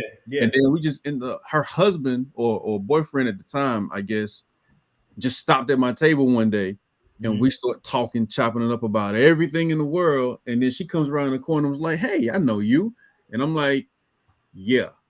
And then he's like, "Oh, so y'all met?" And I'm like, "Oh, so y'all," you know what I'm saying? And it just turned into this whole conversation about gardening and community and what it is to be for your people and blah blah blah. And we ended up talking for like 4 hours. That's what I'm saying. That's what I'm. But the genuine people that are not genuine do not do that. They can't. You know what I'm saying? I don't think there's a point in Afua. She's the type of person that has a genuine spirit like that she would have to have a team or something to make her not do that. You know what I'm saying? Because like I don't think nobody can make her not be who she is either. No, I feel you. No. I feel you on that. What I'm saying is, like I just said, like Keanu Reeves is another person that has that type of reputation that people talk about. When you meet him, you can't believe how actually humble he is. You know what I'm saying? And some of the stuff that he does, like he's got a reputation that's out there that people say that dude is like, nah, like for real though. Like when you meet this dude, you can't believe. And people like that, when I tell you I admire them to like, there's a whole bunch of people on earth that I admire.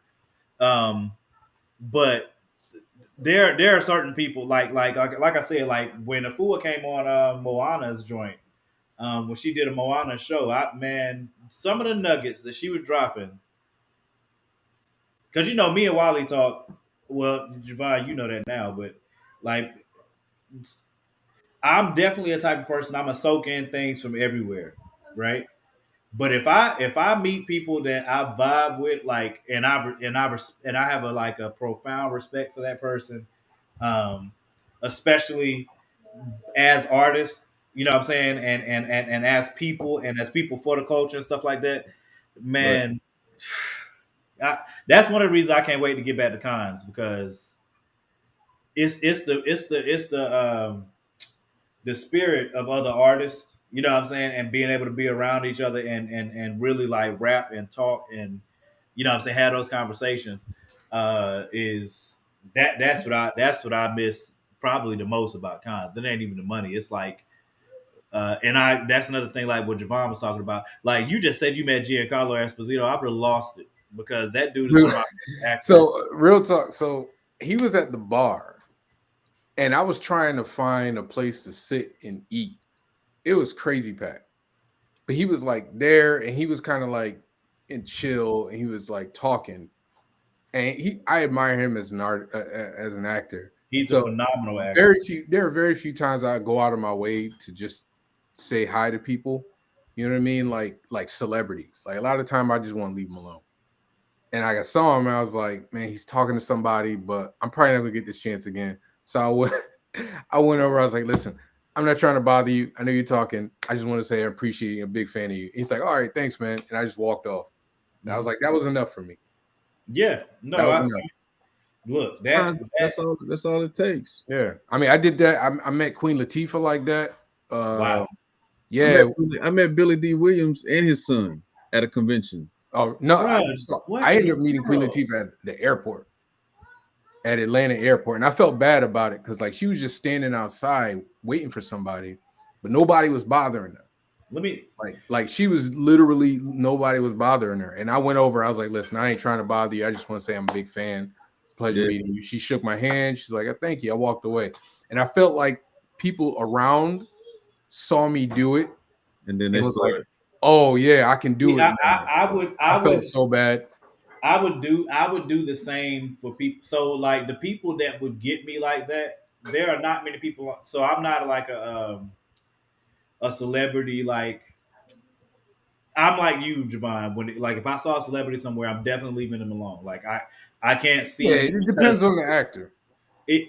or Yes, celebrity. yes, but I think even in most cases, even if it was, there are not many people that have walked Earth that I can think of that I'm going to. I think very much so from the perspective of if I'm in their shoes, I know who I am. Like if people come up to talk to me, I'm going to talk to them. You know what I'm saying? And I would feel Yeah. horrible if I didn't.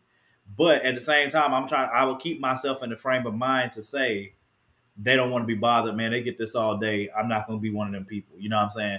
Yeah. If it was Muhammad Ali, if he was still here, if I saw Muhammad Ali somewhere, there's no way that I'm not gonna at least say thank you so much for who you are. You know what I'm saying? Like who you are, what you've done. You've impacted my life greatly. I don't mean to bother your day. I just need to make sure I tell you that thank you. You know what I'm saying? Like he would be like that. There are only a few people that I can think of right now that I admire that much that I'm gonna go out of my way to try to make sure that I tell them that. Like I mean, I say hi to people. You know what I mean? Like I'm gonna make it quick. I'm Like not gonna do that. yeah, like I'm not Yeah, gonna sit I'm here more and like talk to you unless you talk back to me. Like I'm yeah, not going to like I'm just gonna be like, hey, I'm a fan of your work. You know, I appreciate you, and I go about my business. I'm a personal person, so I don't really invade people. Well, not to Yeah, say they feel that way, but I don't really invade people's space. It When I met depends on the Billy person D, too. when I met I'm definitely like Billy that. D, it was they came to my table. His son came to my table, and I had a Hendrix piece, and he dug the piece, so he went back and got his daddy and bought him back. And you know, we just ended up chopping it up and having a cool conversation. When I met what was his name, Coach Rivera, that used to coach the Panthers years back. Yeah. He came into the show early. I was setting up, and he started looking through my book, and we just started chopping it up and walking around. He was like, "Well, yo, walk with me, like break this down to me, because I don't really get to do these a lot, but I used to be big in the comics." And he started asking me about Mark Silvestri and like people that he remembered from a certain time frame. Like, "Yo, did this person still draw? Is this person still doing work?" But it was just a natural moment. You know what I'm saying? Everybody says that about Coach Rivera, though. Everybody says he's a really, really good dude. Oh, really? See, I forget y'all in North Carolina. I feel like y'all in Carolina. So, like, Yeah. Everybody was- says Coach Rivera is an amazing dude. Like he's one of them, another one of them down to earth people. Like I'm trying to think, like people that I respect on that level that are still here, that are still living right now, that I think because of the impact that they've had on me, I would really want to talk to them, or that I would go past how I feel to say something to them. Questlove. Questlove's another one of those super. I met him. That you met? Okay. Yeah, he's just a super That's crazy. down to earth. But once he start having a conversation with you, y'all finna talk. I can see Quest being like that too. But the stories he gonna tell you is gonna have your head like, you met who? You used to teach who how to do what? Y'all used to do what and when? And you was hanging out with who for how long at where? Like jewels and information. Like Questlove is a living historian that Those are people that I want to talk to. You know what I'm saying? Those are people that I want to talk to because they can impact your life. Even if y'all talk for 5 minutes, Yeah. they don't even realize that they just gave you a life changing something because they really just intended to just have a genuine conversation with you. Like I actually had one of those moments. Like, it was really weird, and it came from a celebrity y'all wouldn't even guess. You know the singer Avant? yeah. Mhm. Yeah, like I was one of my God brothers performances. You know, I was, every now and again I get to go backstage with them, and they were on tour with him. And I don't know how I don't know how I found my way there, but he was just sitting outside chilling with his people. Wow, Marshall. And he was just like, he called me over, we talked for like a couple hours with him and all his people. And he was like literally the smartest dude. Right. That's dope, I would have never like guessed. That's dope. I mean, for people that have influenced me on that level, Jordan Peele. I don't know if Jordan would talk like that, but he's a person that's impacted, like what he's done and the way that he goes about his art and how he sets it up. If I could talk to him, that's one person. But I never forget, I got to talk to Jim Starlin, creator of Thanos Mhm. and a bunch of other things from Marvel. I tell that story all the time. That man, like I had for my second con, whatever. One of the cons, I had two of my friends wear like my t-shirt. Lady friends wear a t-shirt and walk around, basically pull dudes, to my table, and he caught their attention. You want to take a picture with them, so I came and took a picture with him, and then we all went to dinner. My friends and I, we all went to dinner. He walked in the restaurant. He remembered us, obviously, the girls. And I guess he was looking or waiting for somebody. And we were just like, hey, man, come on, sit down. Man, that dude talked for like a half an hour telling us, great stories and giving us advice about the comic book industry. And honestly, I cherish that, man. And then I saw him again, next year. He treated me like he'd known me for years, man. Him and Christopher Priest. Christopher Priest treated me like we've been friends forever. Yeah, I got to get my that dude up. Is that's the dude, man. Christopher Priest. You don't know who he is? No, I know he Black Panther. That man treated pretty much everything about Black Panther in that movie you liked. It was I gotta get my weight up because I don't know. I honestly, I just walked over to him. I literally just walked over to him and I was like, hey man, it's a pleasure to meet you. And I had my Heat shirt on. Like I had my Heat shirt on, and he was like, hey, he talked and he's like, oh, you got a table here? You a fan? I'm like, no, I got a table. It's my character. He's like, all right, man, come on, sit down at his booth. He's like, all right, come sit down. He just chopped it up with me for like 20 minutes.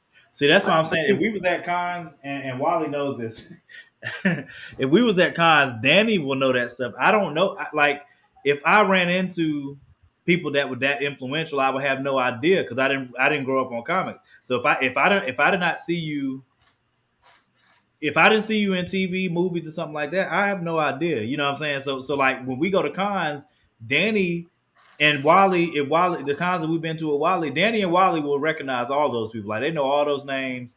I don't know anybody. So Danny approach him. I just more be like, yo, that's such and such. I ain't really. Oh no.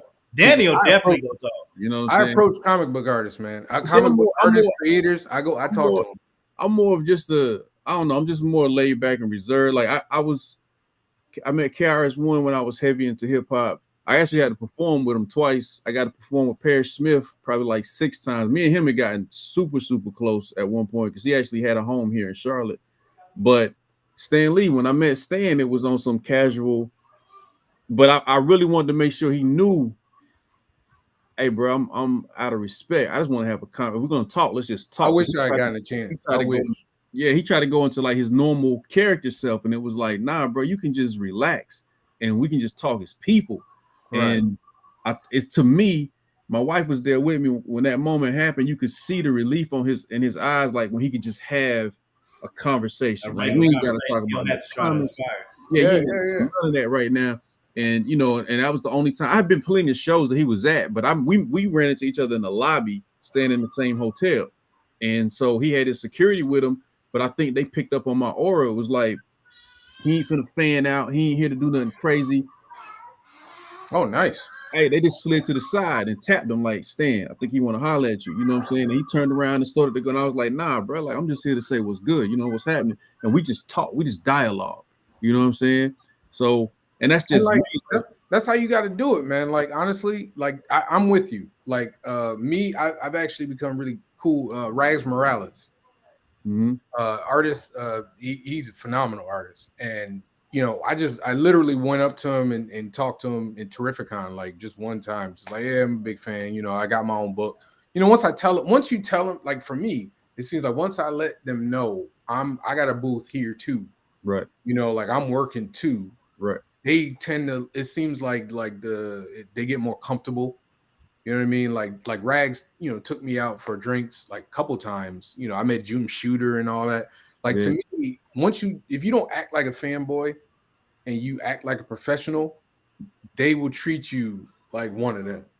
Yeah, I think just be one. Your aura speaks a lot, and just being a relatable person, like treating people as people. You know what I mean? Because so many people get caught up in trying to treat people as whatever else.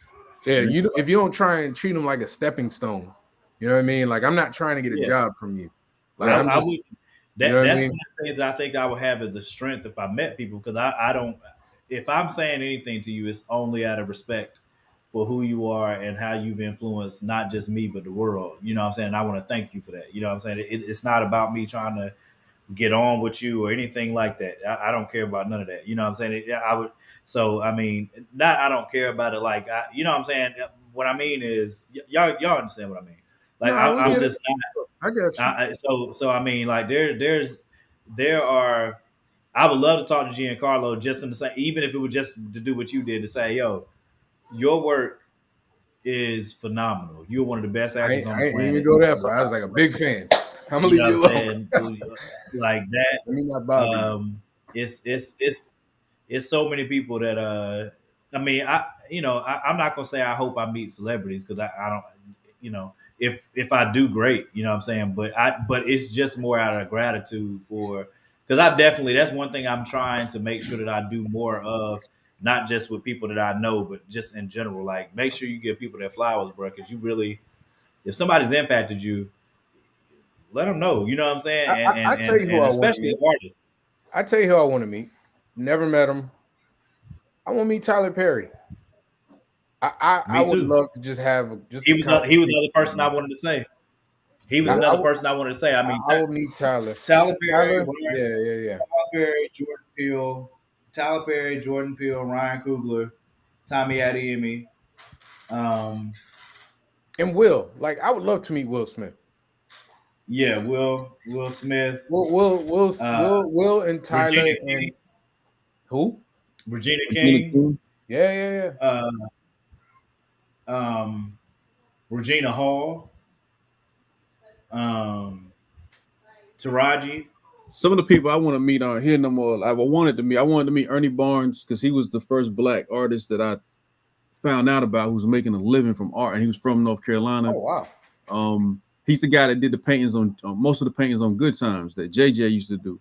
Oh wow, And then two people I would unfortunately that it'll never happen. But Malcolm X and Fred Hampton, like if I man, could don't sat down with those I two. mean, you going yo, down a different road. Like you going don't But, even but, do but that. for I me, hear you though. those are those type people that is like, Right. you know what I mean? Like everybody else is cool. If I get the opportunity, I definitely would appreciate it. But Yo, those are the type people that's like, you know what I See, mean? somebody who's been a mentor in my head.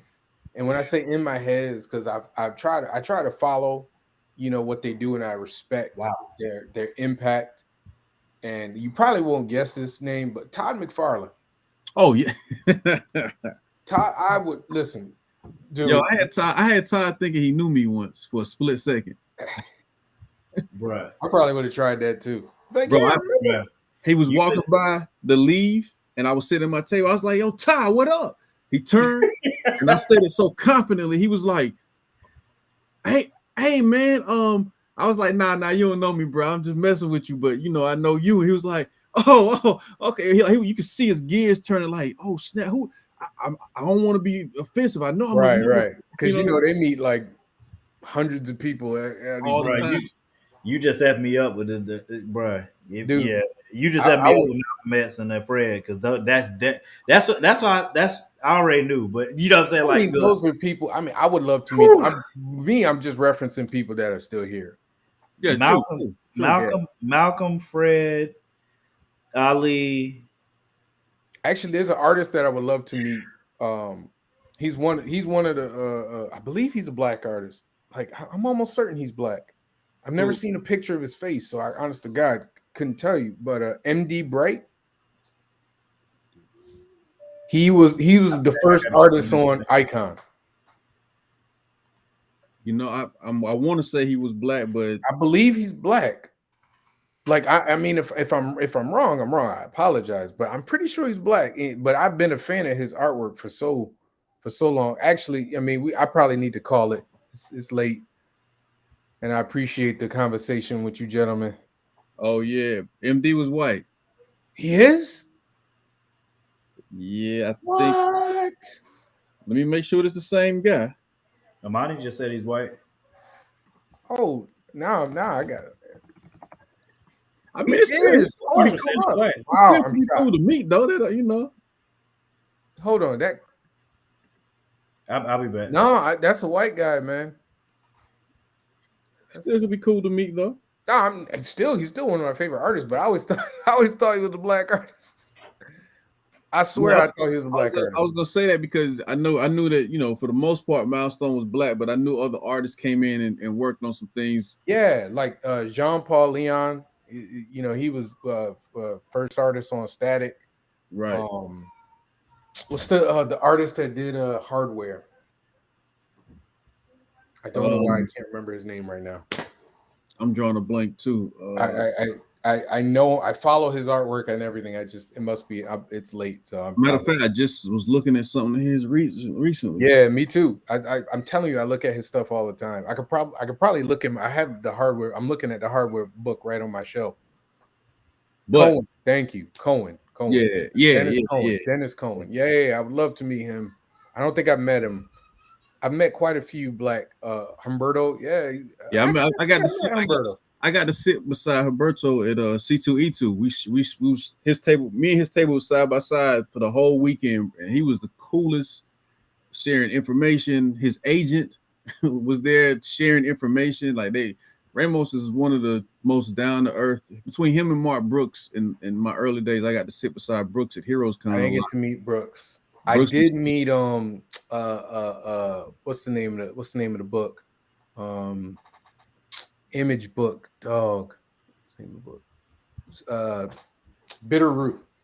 Sanford Green. Yeah. Cool dude, man. Yeah, that's he from South Carolina, Columbia. Dude treated me like he knew me forever. Yeah, he's Dragon cool. He's cool. Him and the other dude. He works on Bitter Root too, not the writer. The other. He's a writer. Chuck. Yes, I met them both at the same time. At Dragon Con, they were both real cool. Yeah, Chuck's super down to earth too. I never met the other cat that's down with them that writes Walker. No, yeah, David Walker. Yeah, I haven't met. He wasn't there. I think he lives. I want to say he's either out west or up in New York, something like that. Yeah, I try to make a point to introduce myself, at least introduce myself to other David Walker. Sorry, David Walker. Yeah, at least introduce myself to any black creator. Right. Like if I'm at a Comic-Con, I know you're more laid back than I am, but I make a point to at least introduce myself because there's so few of us. Right. You know what I mean? Right. So like I will literally go, hey, most of the time I know who they are outside of MD Bright, and I'm still shocked. Most of the time I know who they are, so I'm like, hey, I'm a big fan, yada yada yada. And I pay homage to them. I have to, like I don't like to bother many people, but I that time before fans come in Comic-Cons, that's my time. Yeah, that's that time. Yeah, that's my time to go and at least introduce myself. Right. You gonna know my face. Danny doing it. Now I ain't fan out about it, but no, I don't. No. This is another. I was proud of it though. Gotcha. Chloe Bailey had liked my Black Betty Boo joint. I didn't realize that she had dressed up as a Black Betty Boo in October. So when I seen it, it was like, yo. But then it was like, all right, cool. She acknowledged, she gave the like from her page and moved on. But I sent it to my wife, like, yo, see what I'm saying? Like that Rosario thing won't no, no accident. You better stop bringing that Rosario thing up to your wife. I know. She okay with it, but she ain't that okay with it. Hey, she got her crushes out there in the world. It is. I feel you on that now because I'm definitely like. You know what? I've never understood. I wanted to make sure I put this back on the screen again because of how close they are, bro. Like literally $501 away. I put the link up here. You can click. You know what I'm saying? You click. Well, I wish you could click that link, but that's the quick link to go to Moana's joint, or you can go on Kickstarter and just type in Burning Spear and it should come up. But you see the name up there too. I want to make sure I share that one more time before we jump off. I had I always had so at Terrificon, I had one of the female basketball players from the Connecticut Sun Same to you, Marshall. came over to my table and bought like everything. But I honestly, I was so into the selling. Right. You didn't I realize. ain't even pay attention. And like, and then I like out of the corner of my eye, I saw her taking pictures with the girls with the shirts and everything. And they came over to me and they're like, you know, that's a basketball player, right? Yeah. I'm like, what you talking about? Yeah. And they're like, yeah, man, she just bought like everything you had. I'm like, well, y'all ain't say nothing to me. I would have took a picture. There's a picture on Facebook somewhere of her. Then my friend was really nice enough that she went and found a picture of her, like, you know, in game, and so she put them side to side. And I'm like, yeah, I gotta let me know when these celebrities come by, so I can't gotta give them a little bit of just so celebrity treatment. Just so you're aware, yeah. I don't see. That's what I'm saying. I look forward to the day that I know more people to appreciate like that. I just don't. Well, I know names, so ignorant. like if I see the name, I might not know their face, but I know their name. You know what I mean? What I'm saying. I'll remember their face. You know what I'm saying? Like that's how I work. Right. Mine is just out of, like I said, it's straight ignorance for me, not from in a bad way. It's just I literally don't know because I didn't grow up reading comics. Yeah, I mean, if it's your craft, you got to learn. You know, the people involved. You know what I'm saying? Like this is your craft. That's a lot to learn, bro. Like, listen, just find out. You got to do you read comics now? Outside of independent comics? Nah. The only comics I read at Indie was. That's your craft, though. How you get better? I know what though. Y'all need to go pick up that Far Sector. I keep telling people they sleeping on Jamal Campbell. Yeah, I need to. Danny been talking about that for a while. I put Danny on. I told him with his fat blockhead. Yeah, Danny been talking about Far Sector for a minute. That's how you get better, man. You like I read a ton of comics like all the time, man. Like that's how I get better, like understanding like pace and timing when I'm writing. And you know, like when you and I were talking on the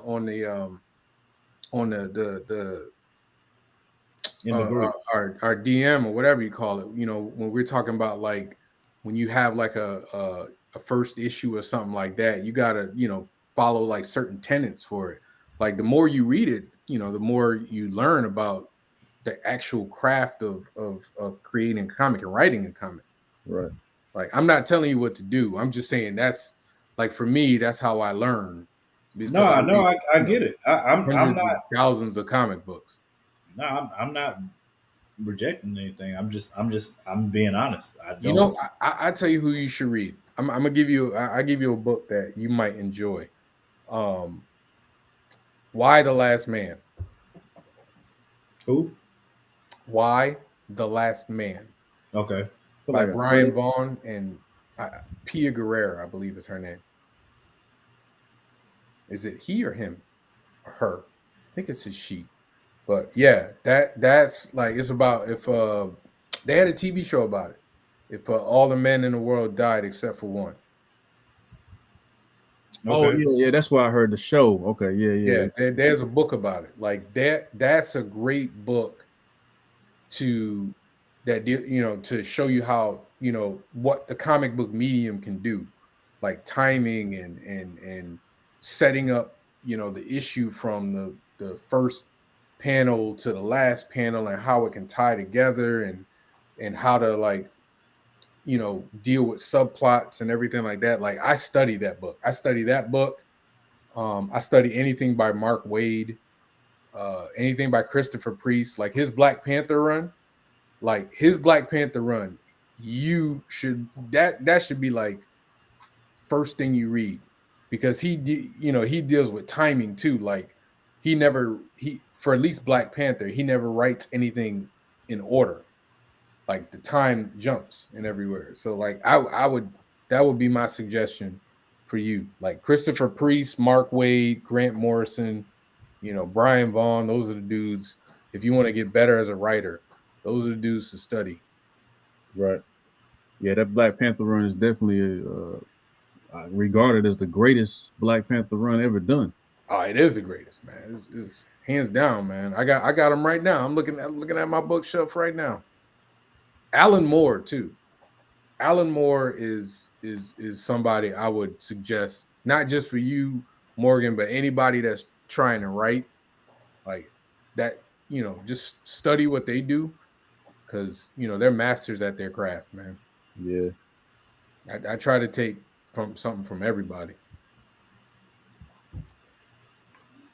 Yeah, I put it in my notes. Yeah, absolutely. I mean, if you want more, dude, Peter David is a great writer. Ron Mars, Kurt Busiek, Marv Wolfman. Jeff Johns is a good writer too. He's a very good writer. I got his Flash run right now. I'm looking at it. I mean, I've heard his name before. He's a big dog at DC. I've always been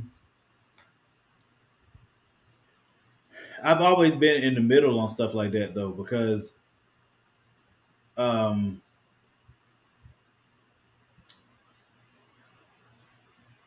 it's that's a good yeah. Whatever the genre you like the most, like what is your favorite genre? Of comics? Anything. Just anything. I don't know. I don't know if I have a favorite, man. I mean, what is your favorite genre of movie you like watching? I mean, I love horror movies. I love sci-fi movies. I love. Let's see, horror. But if you had to pick, like, if I out of all this, what would I sit with for a weekend and just really feel fulfilled? That's what I'm saying. I don't know. I'm trying to think. I got a better question for Lumberjacks. For whatever book you working on, what genre would you consider that to be?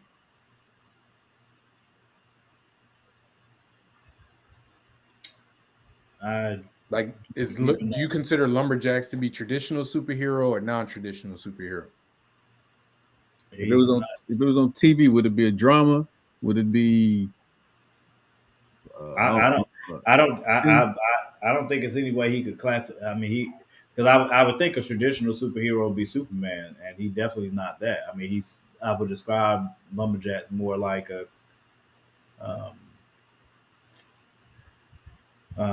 in attitude, he's more like Wolverine or he's not like Punisher, but I would describe him more like Wolverine. If you know who you should read, Garth Ennis. Preacher, the TV show Preacher. I never watched it. Okay, but the comic books.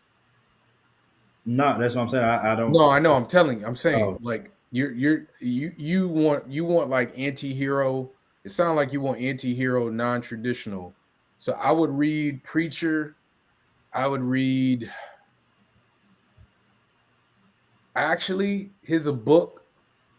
It's called Irredeemable by Mark Waid. Have you ever heard of it? Either of you? I know Mark Waid, but I don't know if I've ever heard of that particular book or not. So Irredeemable is basically if Superman went bad. Like if Superman had a really bad day and went bad. Gotcha. Trying to think whatever is a good. And that sounds like Morgan's a deacon. You're right. He can't read Preacher. That sounds wow, Monty. He's not wrong. He's not wrong though. It's very adult. It's very adult. I don't see, but that's what I'm saying. So that's what I was about to say. Like I'm definitely looking forward to reading the work because I get inspired by other creators. But okay, so one of the things that I'm probably gonna run into, like right now, I love books, right? But I cannot consume books that I have to sit and do this with them. You know what I'm saying? I've read a crap load of books, but they're audio books. So comics wise is going to be the same as me sitting with a book. Like I would not have read the Bible at all if it was not audio. If there was no audio Bible, you can forget it. You know what I'm saying? There's no. I would be struck. You hear me? I was So gonna say. I mean, I think you would enjoy Christopher Priest Black Panther. I already got it down. I put those No, down. I'm saying like I think if you read that, I think you'd see a lot of your lumberjacks that of what you want from lumberjacks in that. See, but that's why I said some of this is I I I'm going to read them because I do want to be able to glean from things that I read, but at the same time, I don't want to emulate anybody either. You know what I'm saying? Well, I'm not talking about emulation. I'm talking about learning tips and tricks of the trade. You know what I mean? Like learning how to make like because comics aren't like movies. You can do things that you can't do in movies. You know what I Yeah, mean? Like with comic books. So the structure on how they structure their stories, like you can just take from that. You don't have to emulate. You don't have to copy what they're doing, but you can kind of go, okay, that's a cool trick. Let me try that. Like, you ever heard of Chekhov's gun? Okay, Chekhov's gun is basically if you show a gun in the beginning of the movie, it's got a fire at the end of the movie. okay. That's a trick of the trade. You know what I mean? Like if you have a clue here, it has to have a payoff here. So that's what I'm saying. Like I would read these things not just for the stories, but how they structured the story and how they like brought it to life. You know what I mean? Like you just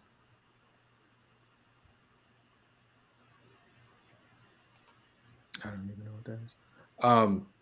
Yeah, so like that's what I'm saying. Like when a lot of times now I read the stories for entertainment, but I also read them to figure out how they did that. And then I take from it and then I try to use some of it, you know, for the book that I have, you know what I mean? And like even stuff like how much dialogue should I have per panel? Like how much what is too wordy, what's not too wordy, you know, how to deal with dialogue, how to use dialogue differently, stuff like that. Yeah, That's what I'm giving that. I'm talking to you, but I'm talking to anybody because I always get questions about, you know, making comic books and stuff like that. So I mean, I think like going from Lumberjacks #1 to Lumberjacks #2, that is one of the biggest things that because I'm also big on oh really? Oh okay. 10 years the author of something is killing the children. I don't know what that is, but it sounds dope. I'm about to put it down. I think that was option for either a movie or a TV show. Yeah. Yep. They sold out a lot. You couldn't find that book anywhere. It's a book or a comic book? Oh, James what's his name? James Tinian.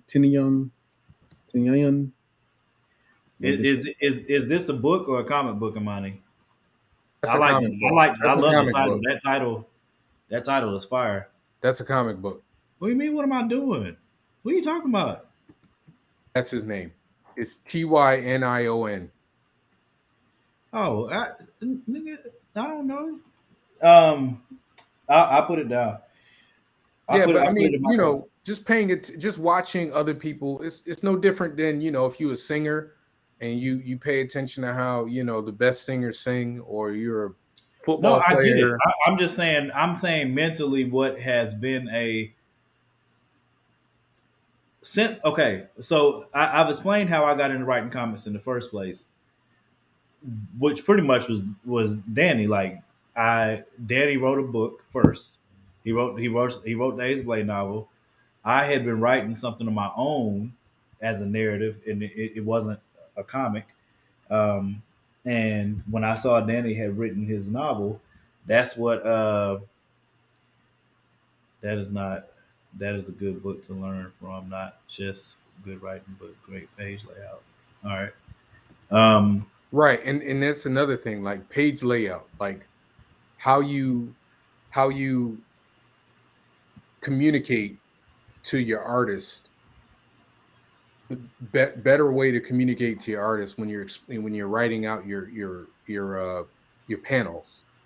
You know what I mean? Like, because that's an art form all in and of itself. You know, like how much dialogue do I put in this panel?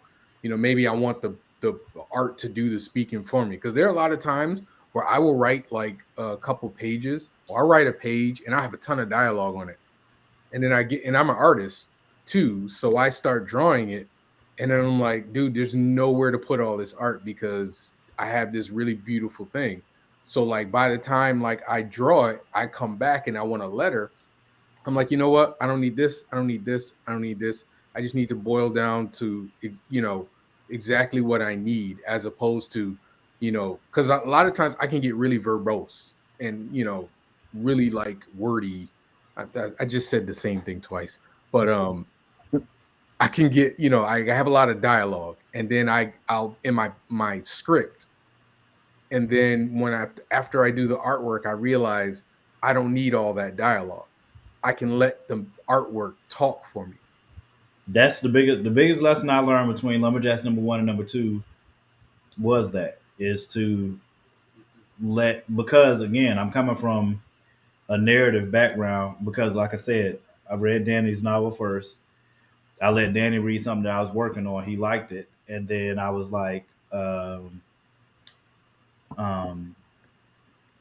he asked me to help him come up with character names because he was trying to build a universe, and I was like, nah, because I didn't grow up reading comics, so I had no idea what he was talking about. Not to mention, it sounded corny to me to try to come up with comic character names and like abilities and stuff. That it sounded really stupid to me. So I was like, nah. But Danny was persistent about it, and like when we talked, he would ask me, like, hey man, like you don't have to write the character, just like help me come up with some names, because at the time I think he was working on Sit Squad and he was trying to like come up with more people for Sit Squad. And at first I was like, nah, but then one day I got the idea for Lumberjacks. Like the idea from Lumberjacks just evolved over time, because originally it was just a football player that also happened to play basketball. That I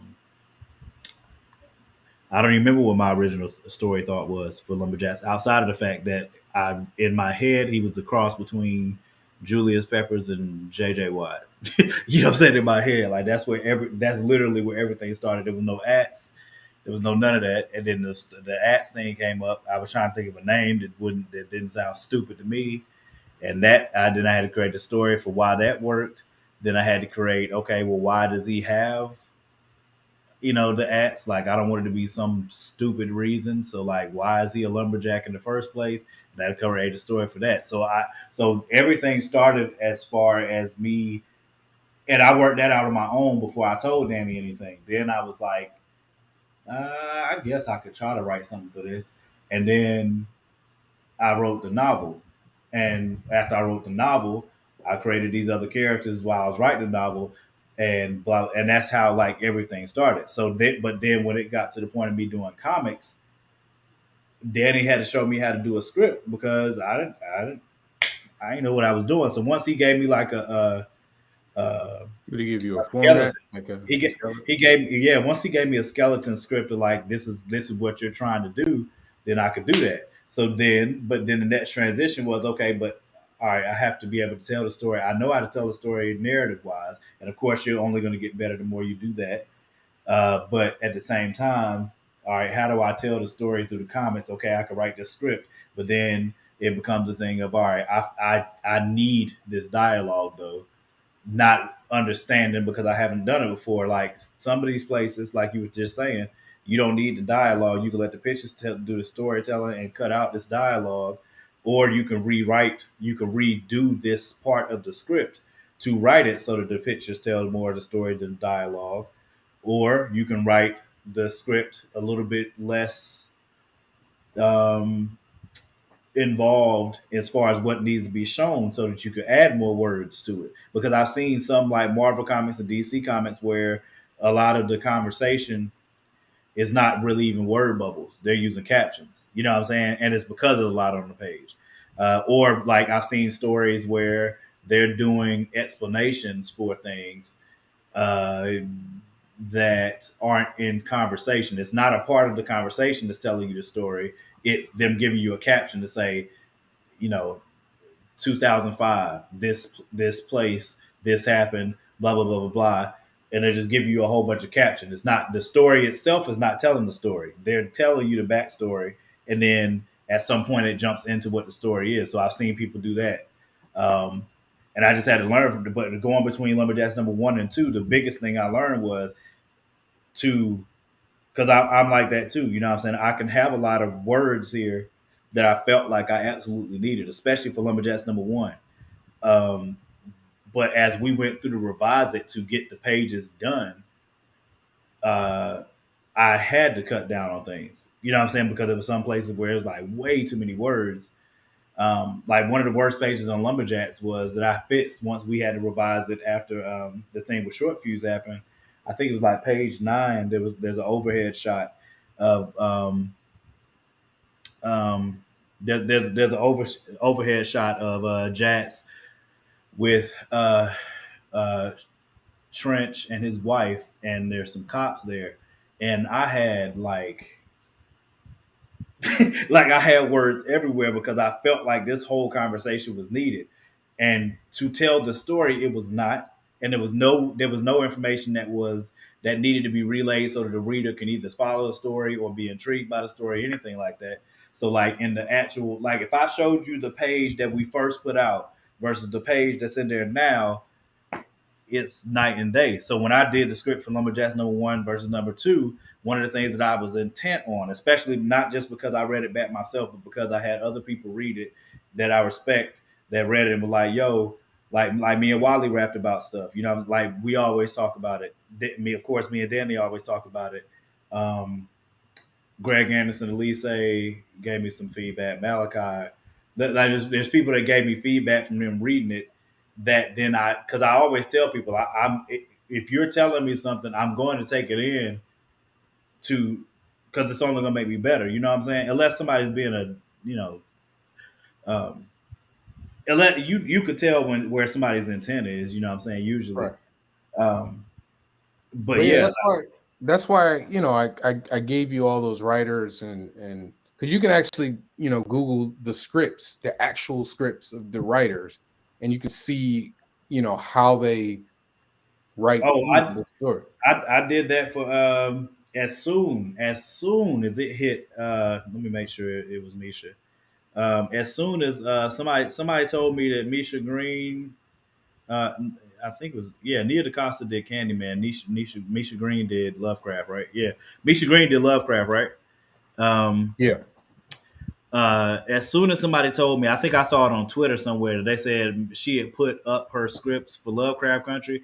Man, are you kidding me? I downloaded. Yeah, but those are different though. Like, no, I know that. What I'm saying is, it's the same. What I'm saying is, I'm not rejecting what you're saying about reading other people's stuff. What I'm saying, all I'm saying is, I'm gonna so I feel like it's a. I feel like me not growing up reading comics is an advantage, and at the same time, it can be a weakness at times too. It's an I'm only advantage. talking structure. That's all I'm talking right now. I'm not really talking about. No, I'm just talking about or anything. I'm talking about structure. I'm only talking about in general. So I'm talking about in general. One of the reasons that I thought the way that I did is because whatever it is that I'm writing, I didn't get. Nobody could say I got it from a comic because I didn't read comics. You see what I'm saying? So you can't say like that. Oh, that's like it could be like that, but it's not because I read it, so I wanted to emulate it. You see what I'm saying? Like because I did not read it, I don't have any experience in it.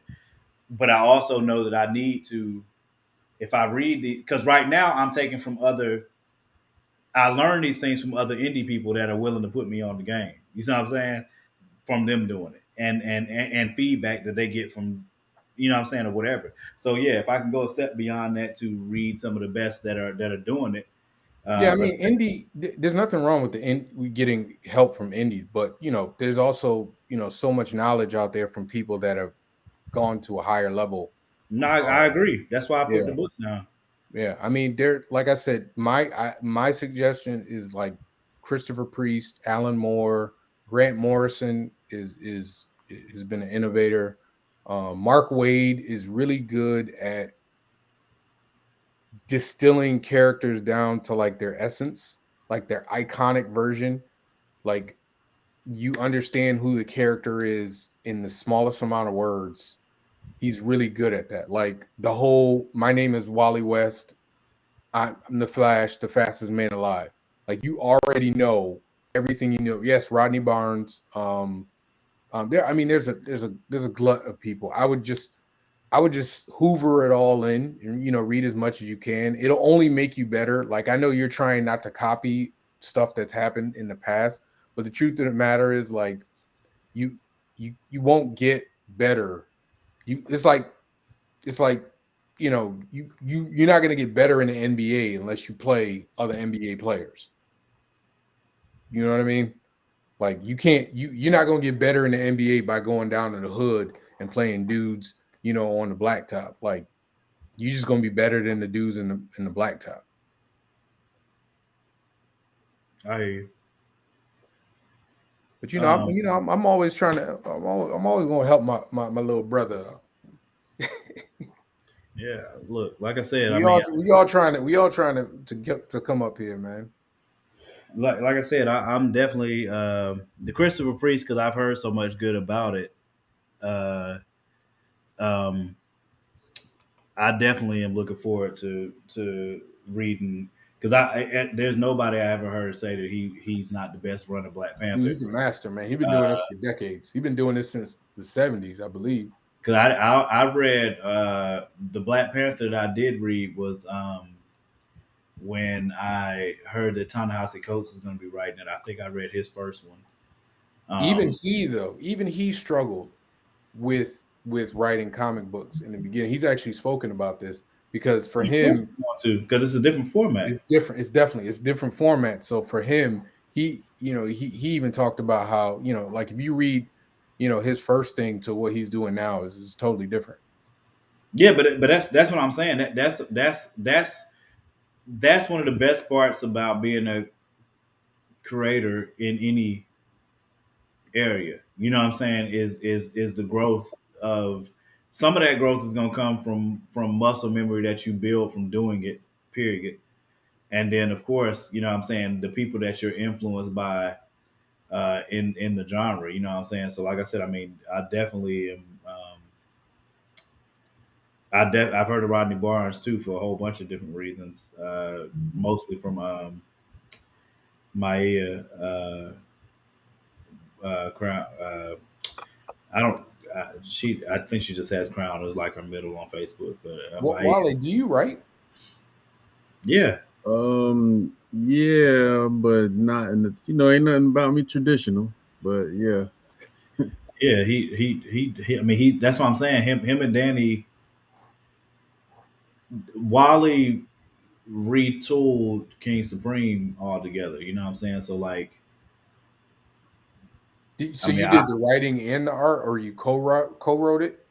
For the new story, pretty much Danny. We talked about the changes I wanted to make before I started making them, and then once he understood where I was going with it, he just kind of stepped out the way and was like, "Take it." You know what I mean? So, pretty much, the prelude book that came out, I wrote it.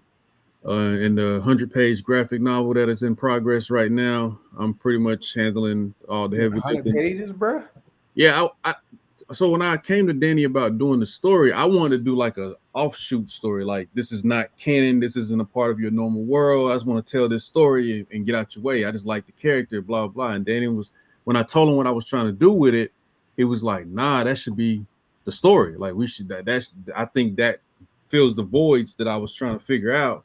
And so it can still be in the same world with everything else that me and Morgan are building.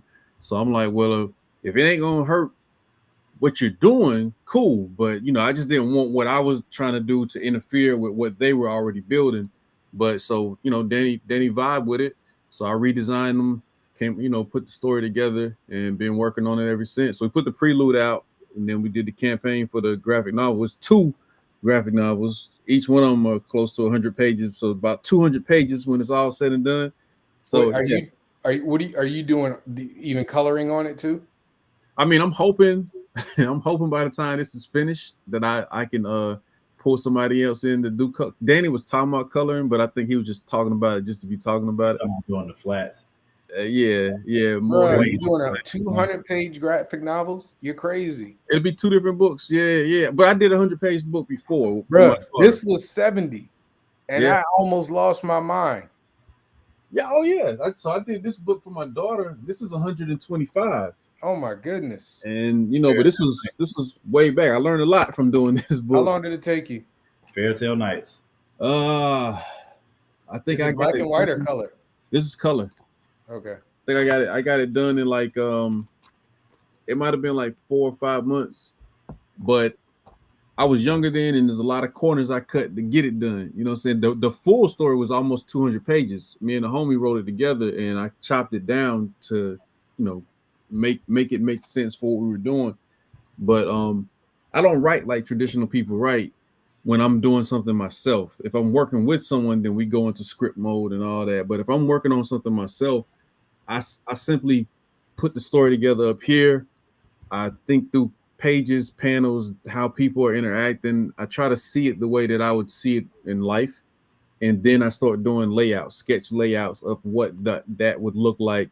And once I get that flow down, I start moving over to doing actual pencils and inks and dialogue. And a lot of the dialogue I act out over and over again in my head, because I try to see it the way that people actually talk. If it's people from a certain environment, I want them to talk like people from that environment. If it's people from, wherever, the body language and the way that they say things, not to come off cliche, but to come off realistically how certain people may maneuver and speak to each other. You know what I'm saying? So some body language says more than anything, but vocal tone and the words that are used. So I'm just very visual, and writing always seems, I can't write as fast as my brain is trying to think and process it. You know what I'm saying? So I'll make notes. And I learned from a guy I used to know, he used to rhyme, and his rhyme notebook was just one line on like a page full of one-liners, and all he had to do was read that first line and he knew the whole verse or the whole song, and he could spit it. Mm-hmm. And so I would watch him do that, and it was like, dang. So I started doing that with key points of a story to bring back everything else that I had kind of put together, pieced together. And I'm not saying I'm the greatest writer by any means. I don't want to be like some of these rappers that be like, I don't write nothing down. And then you be like, yeah, I can tell, like, to what you do. But it's just a certain thought process that works for me. And if it's me by myself, I can keep that content. Yeah, that's one of the things that I love. I do full. So I'll do a full script. Like, because I'm writer and artist on it too. So I'll do a full script. And then it's almost like my brain shifts. And then all right, time to draw it. And like, I'll take it and I might have 6 panels on it. And I might be like, nah, this only needs 4. Or no, it needs 6, or it needs 7, or it needs 8. Like, I got a page right now that started with 1, 2, 3, 4, 5 panels. And now it's 1, 2, 3, 4, 5, 6, 7, 8 panels. Right. And so like, I'll do that. Now I put dialogue in my script, but it's not final. Like, I just need to know what is being said here. Right. Like a general idea. So you can kind of move the pages along and the panels along. Right. But once I finish the writing, once I finish the drawing and coloring and everything, then I go back and I do the lettering too. So I'll be like, no. And so like, I might be literally rewriting the dialogue while I'm lettering. Right. And since I've never done, I've never had somebody else write my script, it's very free flowing. Right. So like my 70 page, so the graphic novel I just showed you started out like, I think it was like 96 pages. And as time went on, I was like, yeah, I don't need that. That's a redundant, you know what I mean? Like, I just kept pulling stuff out Right. but I was doing it while I was drawing. Right. Right. So I'd be like, yeah, I'm gonna cut that scene right there. So I treat it like a movie. Yeah. When I'm doing my books, I treat them like a movie. So like I might have a script out, but I might go, you know what? I don't need that scene there. I'm gonna take that scene out. Yeah. But Something sometimes, that say cutting, what? something hits that cutting room floor. Right. So, but a lot of times I take that stuff from the cutting room floor and I might move it to another book. Right. You know what I mean? Because maybe I have two scenes that are too much alike. Right. You know what I mean? Or like, oh, I don't really need that. So I mean, yeah, it's fluid. I look at, because I'm doing it by myself, I treat it like a movie. Like I literally will draw out a scene and be like, yeah, I don't need that anymore. So I Right. just, I take it out and it'll be sitting on a, sitting somewhere. Yeah. Yeah. But I yeah, I definitely. mean, no, to me, there's no real like one way to do it unless you have a team. Like if I had a team of people, it'd be different. Yeah, because So you got to have that ability to communicate with everybody. Right. that's one of the most fun parts to me is just seeing the process of how I started writing things to where I'm at now and how much easier it is for me um, to organize. Because like one of the things that I love the most now about when I write my scripts is that I'll brainstorm it first and leave all of that up at the top because I write everything in docs usually, um, and because me and Danny started doing that when we write scripts together for the podcast, or like we did a screenplay. Like when we write stuff together, then we just do it in docs, and then we can amend it. Wally knows that too for Black Rose. The I book don't. Me, is never coming out. I know, right? me and Wally haven't written anything together yet, but I hope to do a crossover with Super Bastard and Jats at some point. But like I used to I would just write it, and because I love the stream of consciousness when you get them, and you just got a dope idea to do something, and you just start writing that crap and just letting it all fall out, kind of like how what I'm saying, those artists that splash the wall and then start rearranging stuff as they go. I love that process, but I also like for continuity and for me to build out how I want to connect things and where they need to connect and stuff like that. The brainstorming idea works really well because then I can go back to, all right, this is what my original thought was. Like, I think the biggest reason I ended up doing that was when me and Danny did this last season of the podcast. The original brainstorm that we did, we were in the same spot when we started brainstorming. All right, this is what we're gonna do for the story.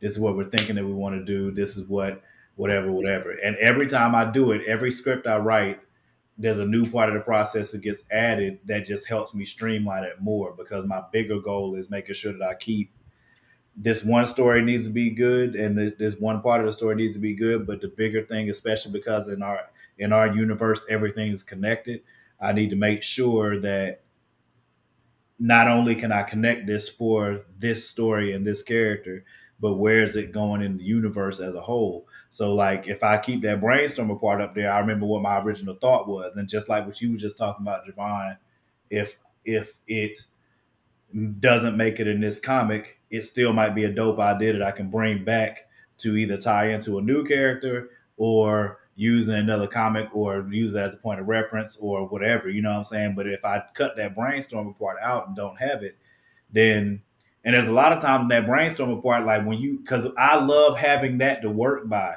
but I still want to write uh free. Like you know what I'm saying? I want to like I don't plan my dialogue at all because I'm very much so. That's what I'm saying. Me and Wally think a lot alike in some ways. To me, the dialogue is one of the biggest things because that's a lot of times what's going to help the story flow best. Because I can't stand reading something or watching something when I don't believe the characters. So, and one of the quickest ways to make me believe the character is the dialogue, how they carry themselves. So I'll just start writing, and I want that to flow naturally. And I definitely see it. I see it in my head, and then it's almost like a movie, and then I just try to script out what needs to go where. And that's the most fun part about writing to me is just the learning every time that you do it what works best for you and changing your process or adding to your process to continue to make better stories. And then for comics, like I said, like that's why I'm looking forward to reading those comics so that I can see their formatting for things, um and how you handle things, because again I don't have those experiences from before. So So I'm gonna give you, because I got to get off soon, but I'm gonna give you the best piece of advice I gave somebody ever gave me about writing, or that I ever read about writing. And he was basically the premise of the advice is that whatever you want the story to be about, you have to find the nugget in the middle that people can hold on to. And when he's saying that, he's saying like Die Hard. All right, let's look at Die Hard. Die Hard. I haven't seen it, so You've seen the first one. I don't think I have. Anyway, Die Hard, when you boil it down, is about a married couple that are going through issues and they're trying to work it out. Everything else is just trimmings. So you got to like boil it down. Like, okay, I give you. Let's do Get Out. Great. Get Out. When you boil Get Out down, it's a guy going to meet his girlfriend's parents. Yep.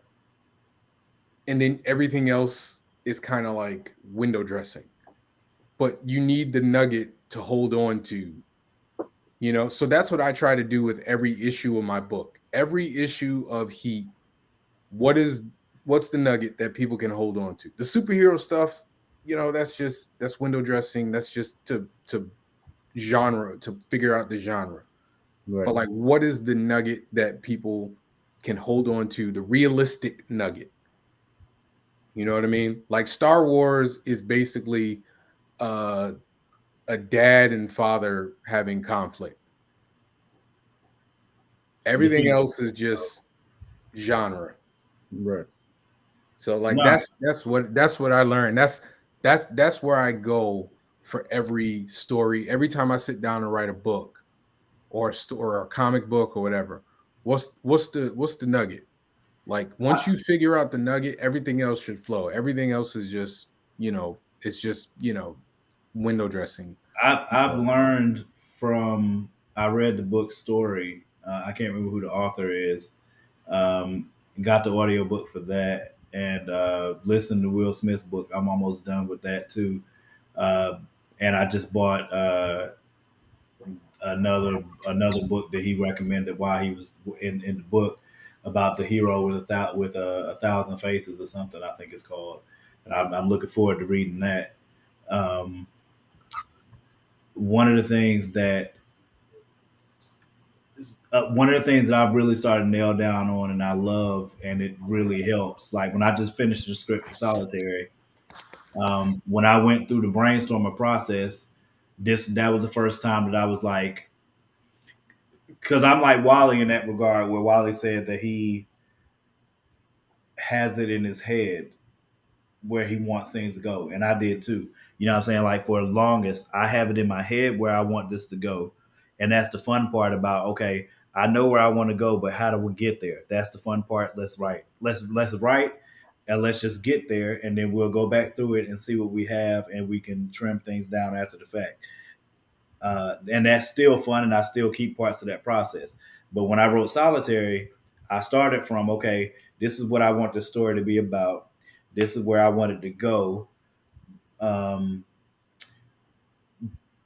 one of the things that I remember Will saying, I can't remember if it was on a YouTube or if it was in the book. I don't think it was in the book because I hadn't gotten it yet. But knowing what drives the character, knowing what that character wants, and what's stopping them from getting there. Like that's another really important element to the story, because if you know what's driving, if you know what the character wants, or you know what's driving the character. For me personally, the best story. That's why I love villains. To me, your story is I'm not gonna say your story is only as good as your villain or your antagonist, but the best stories have really good antagonists. Whether it's an evil antagonist or not, and the antagonist, the thing that could be the antagonist in the story could just be a situation. It could be a circumstance. It could be, life, what I'm saying, or whatever. But your story usually is to me personally, your story is usually as good as your antagonist, or what's keeping the protagonist from getting where they want to go. So with Solitary, I really enjoyed having it in my brainstorming process as this is what's driving this character. Like this is what's driving this character. This is what's driving the demon. This is what's driving this character. This is where I need, and then above that, I have this is where I need things to go. This is where I'm going to tie things to. This is how it ties back into the regular universe.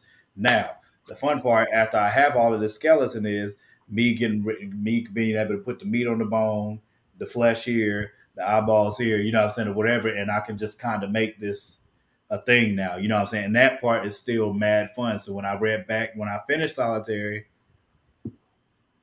to read back through it and then go back through my notes and be like, okay, this is on key, this is on key, this is on key, this is on key. I might can adjust this or whatever. It just like I think the last time that I was talking to somebody about when you're doing a script, that to me is one of the most fun parts, where you start versus where you finish. Because like I said, when we did this last season of the podcast, my man, if I gotta take off, man. I gotta take off. All right, I gotta take off. We can finish this. We can continue this in another call, but I gotta go to bed. Oh yeah, it's cool. Shoot, I forgot we were live. Yeah. I appreciate y'all coming on, man. Yeah, we gotta do this again. I mean, I enjoyed the conversation. We gotta do it earlier though. Oh no, it's like I'm old, man. I need a bed. I gave little man his medicine. I should have been it. But all right, y'all. Y'all have a good night. I'll holler at y'all. Hey, get this heat, man. Peace. Listen, yeah, that's for everybody that ain't still watching. but for people that watch the playback, they'll see it. Appreciate y'all, man. See y'all next week.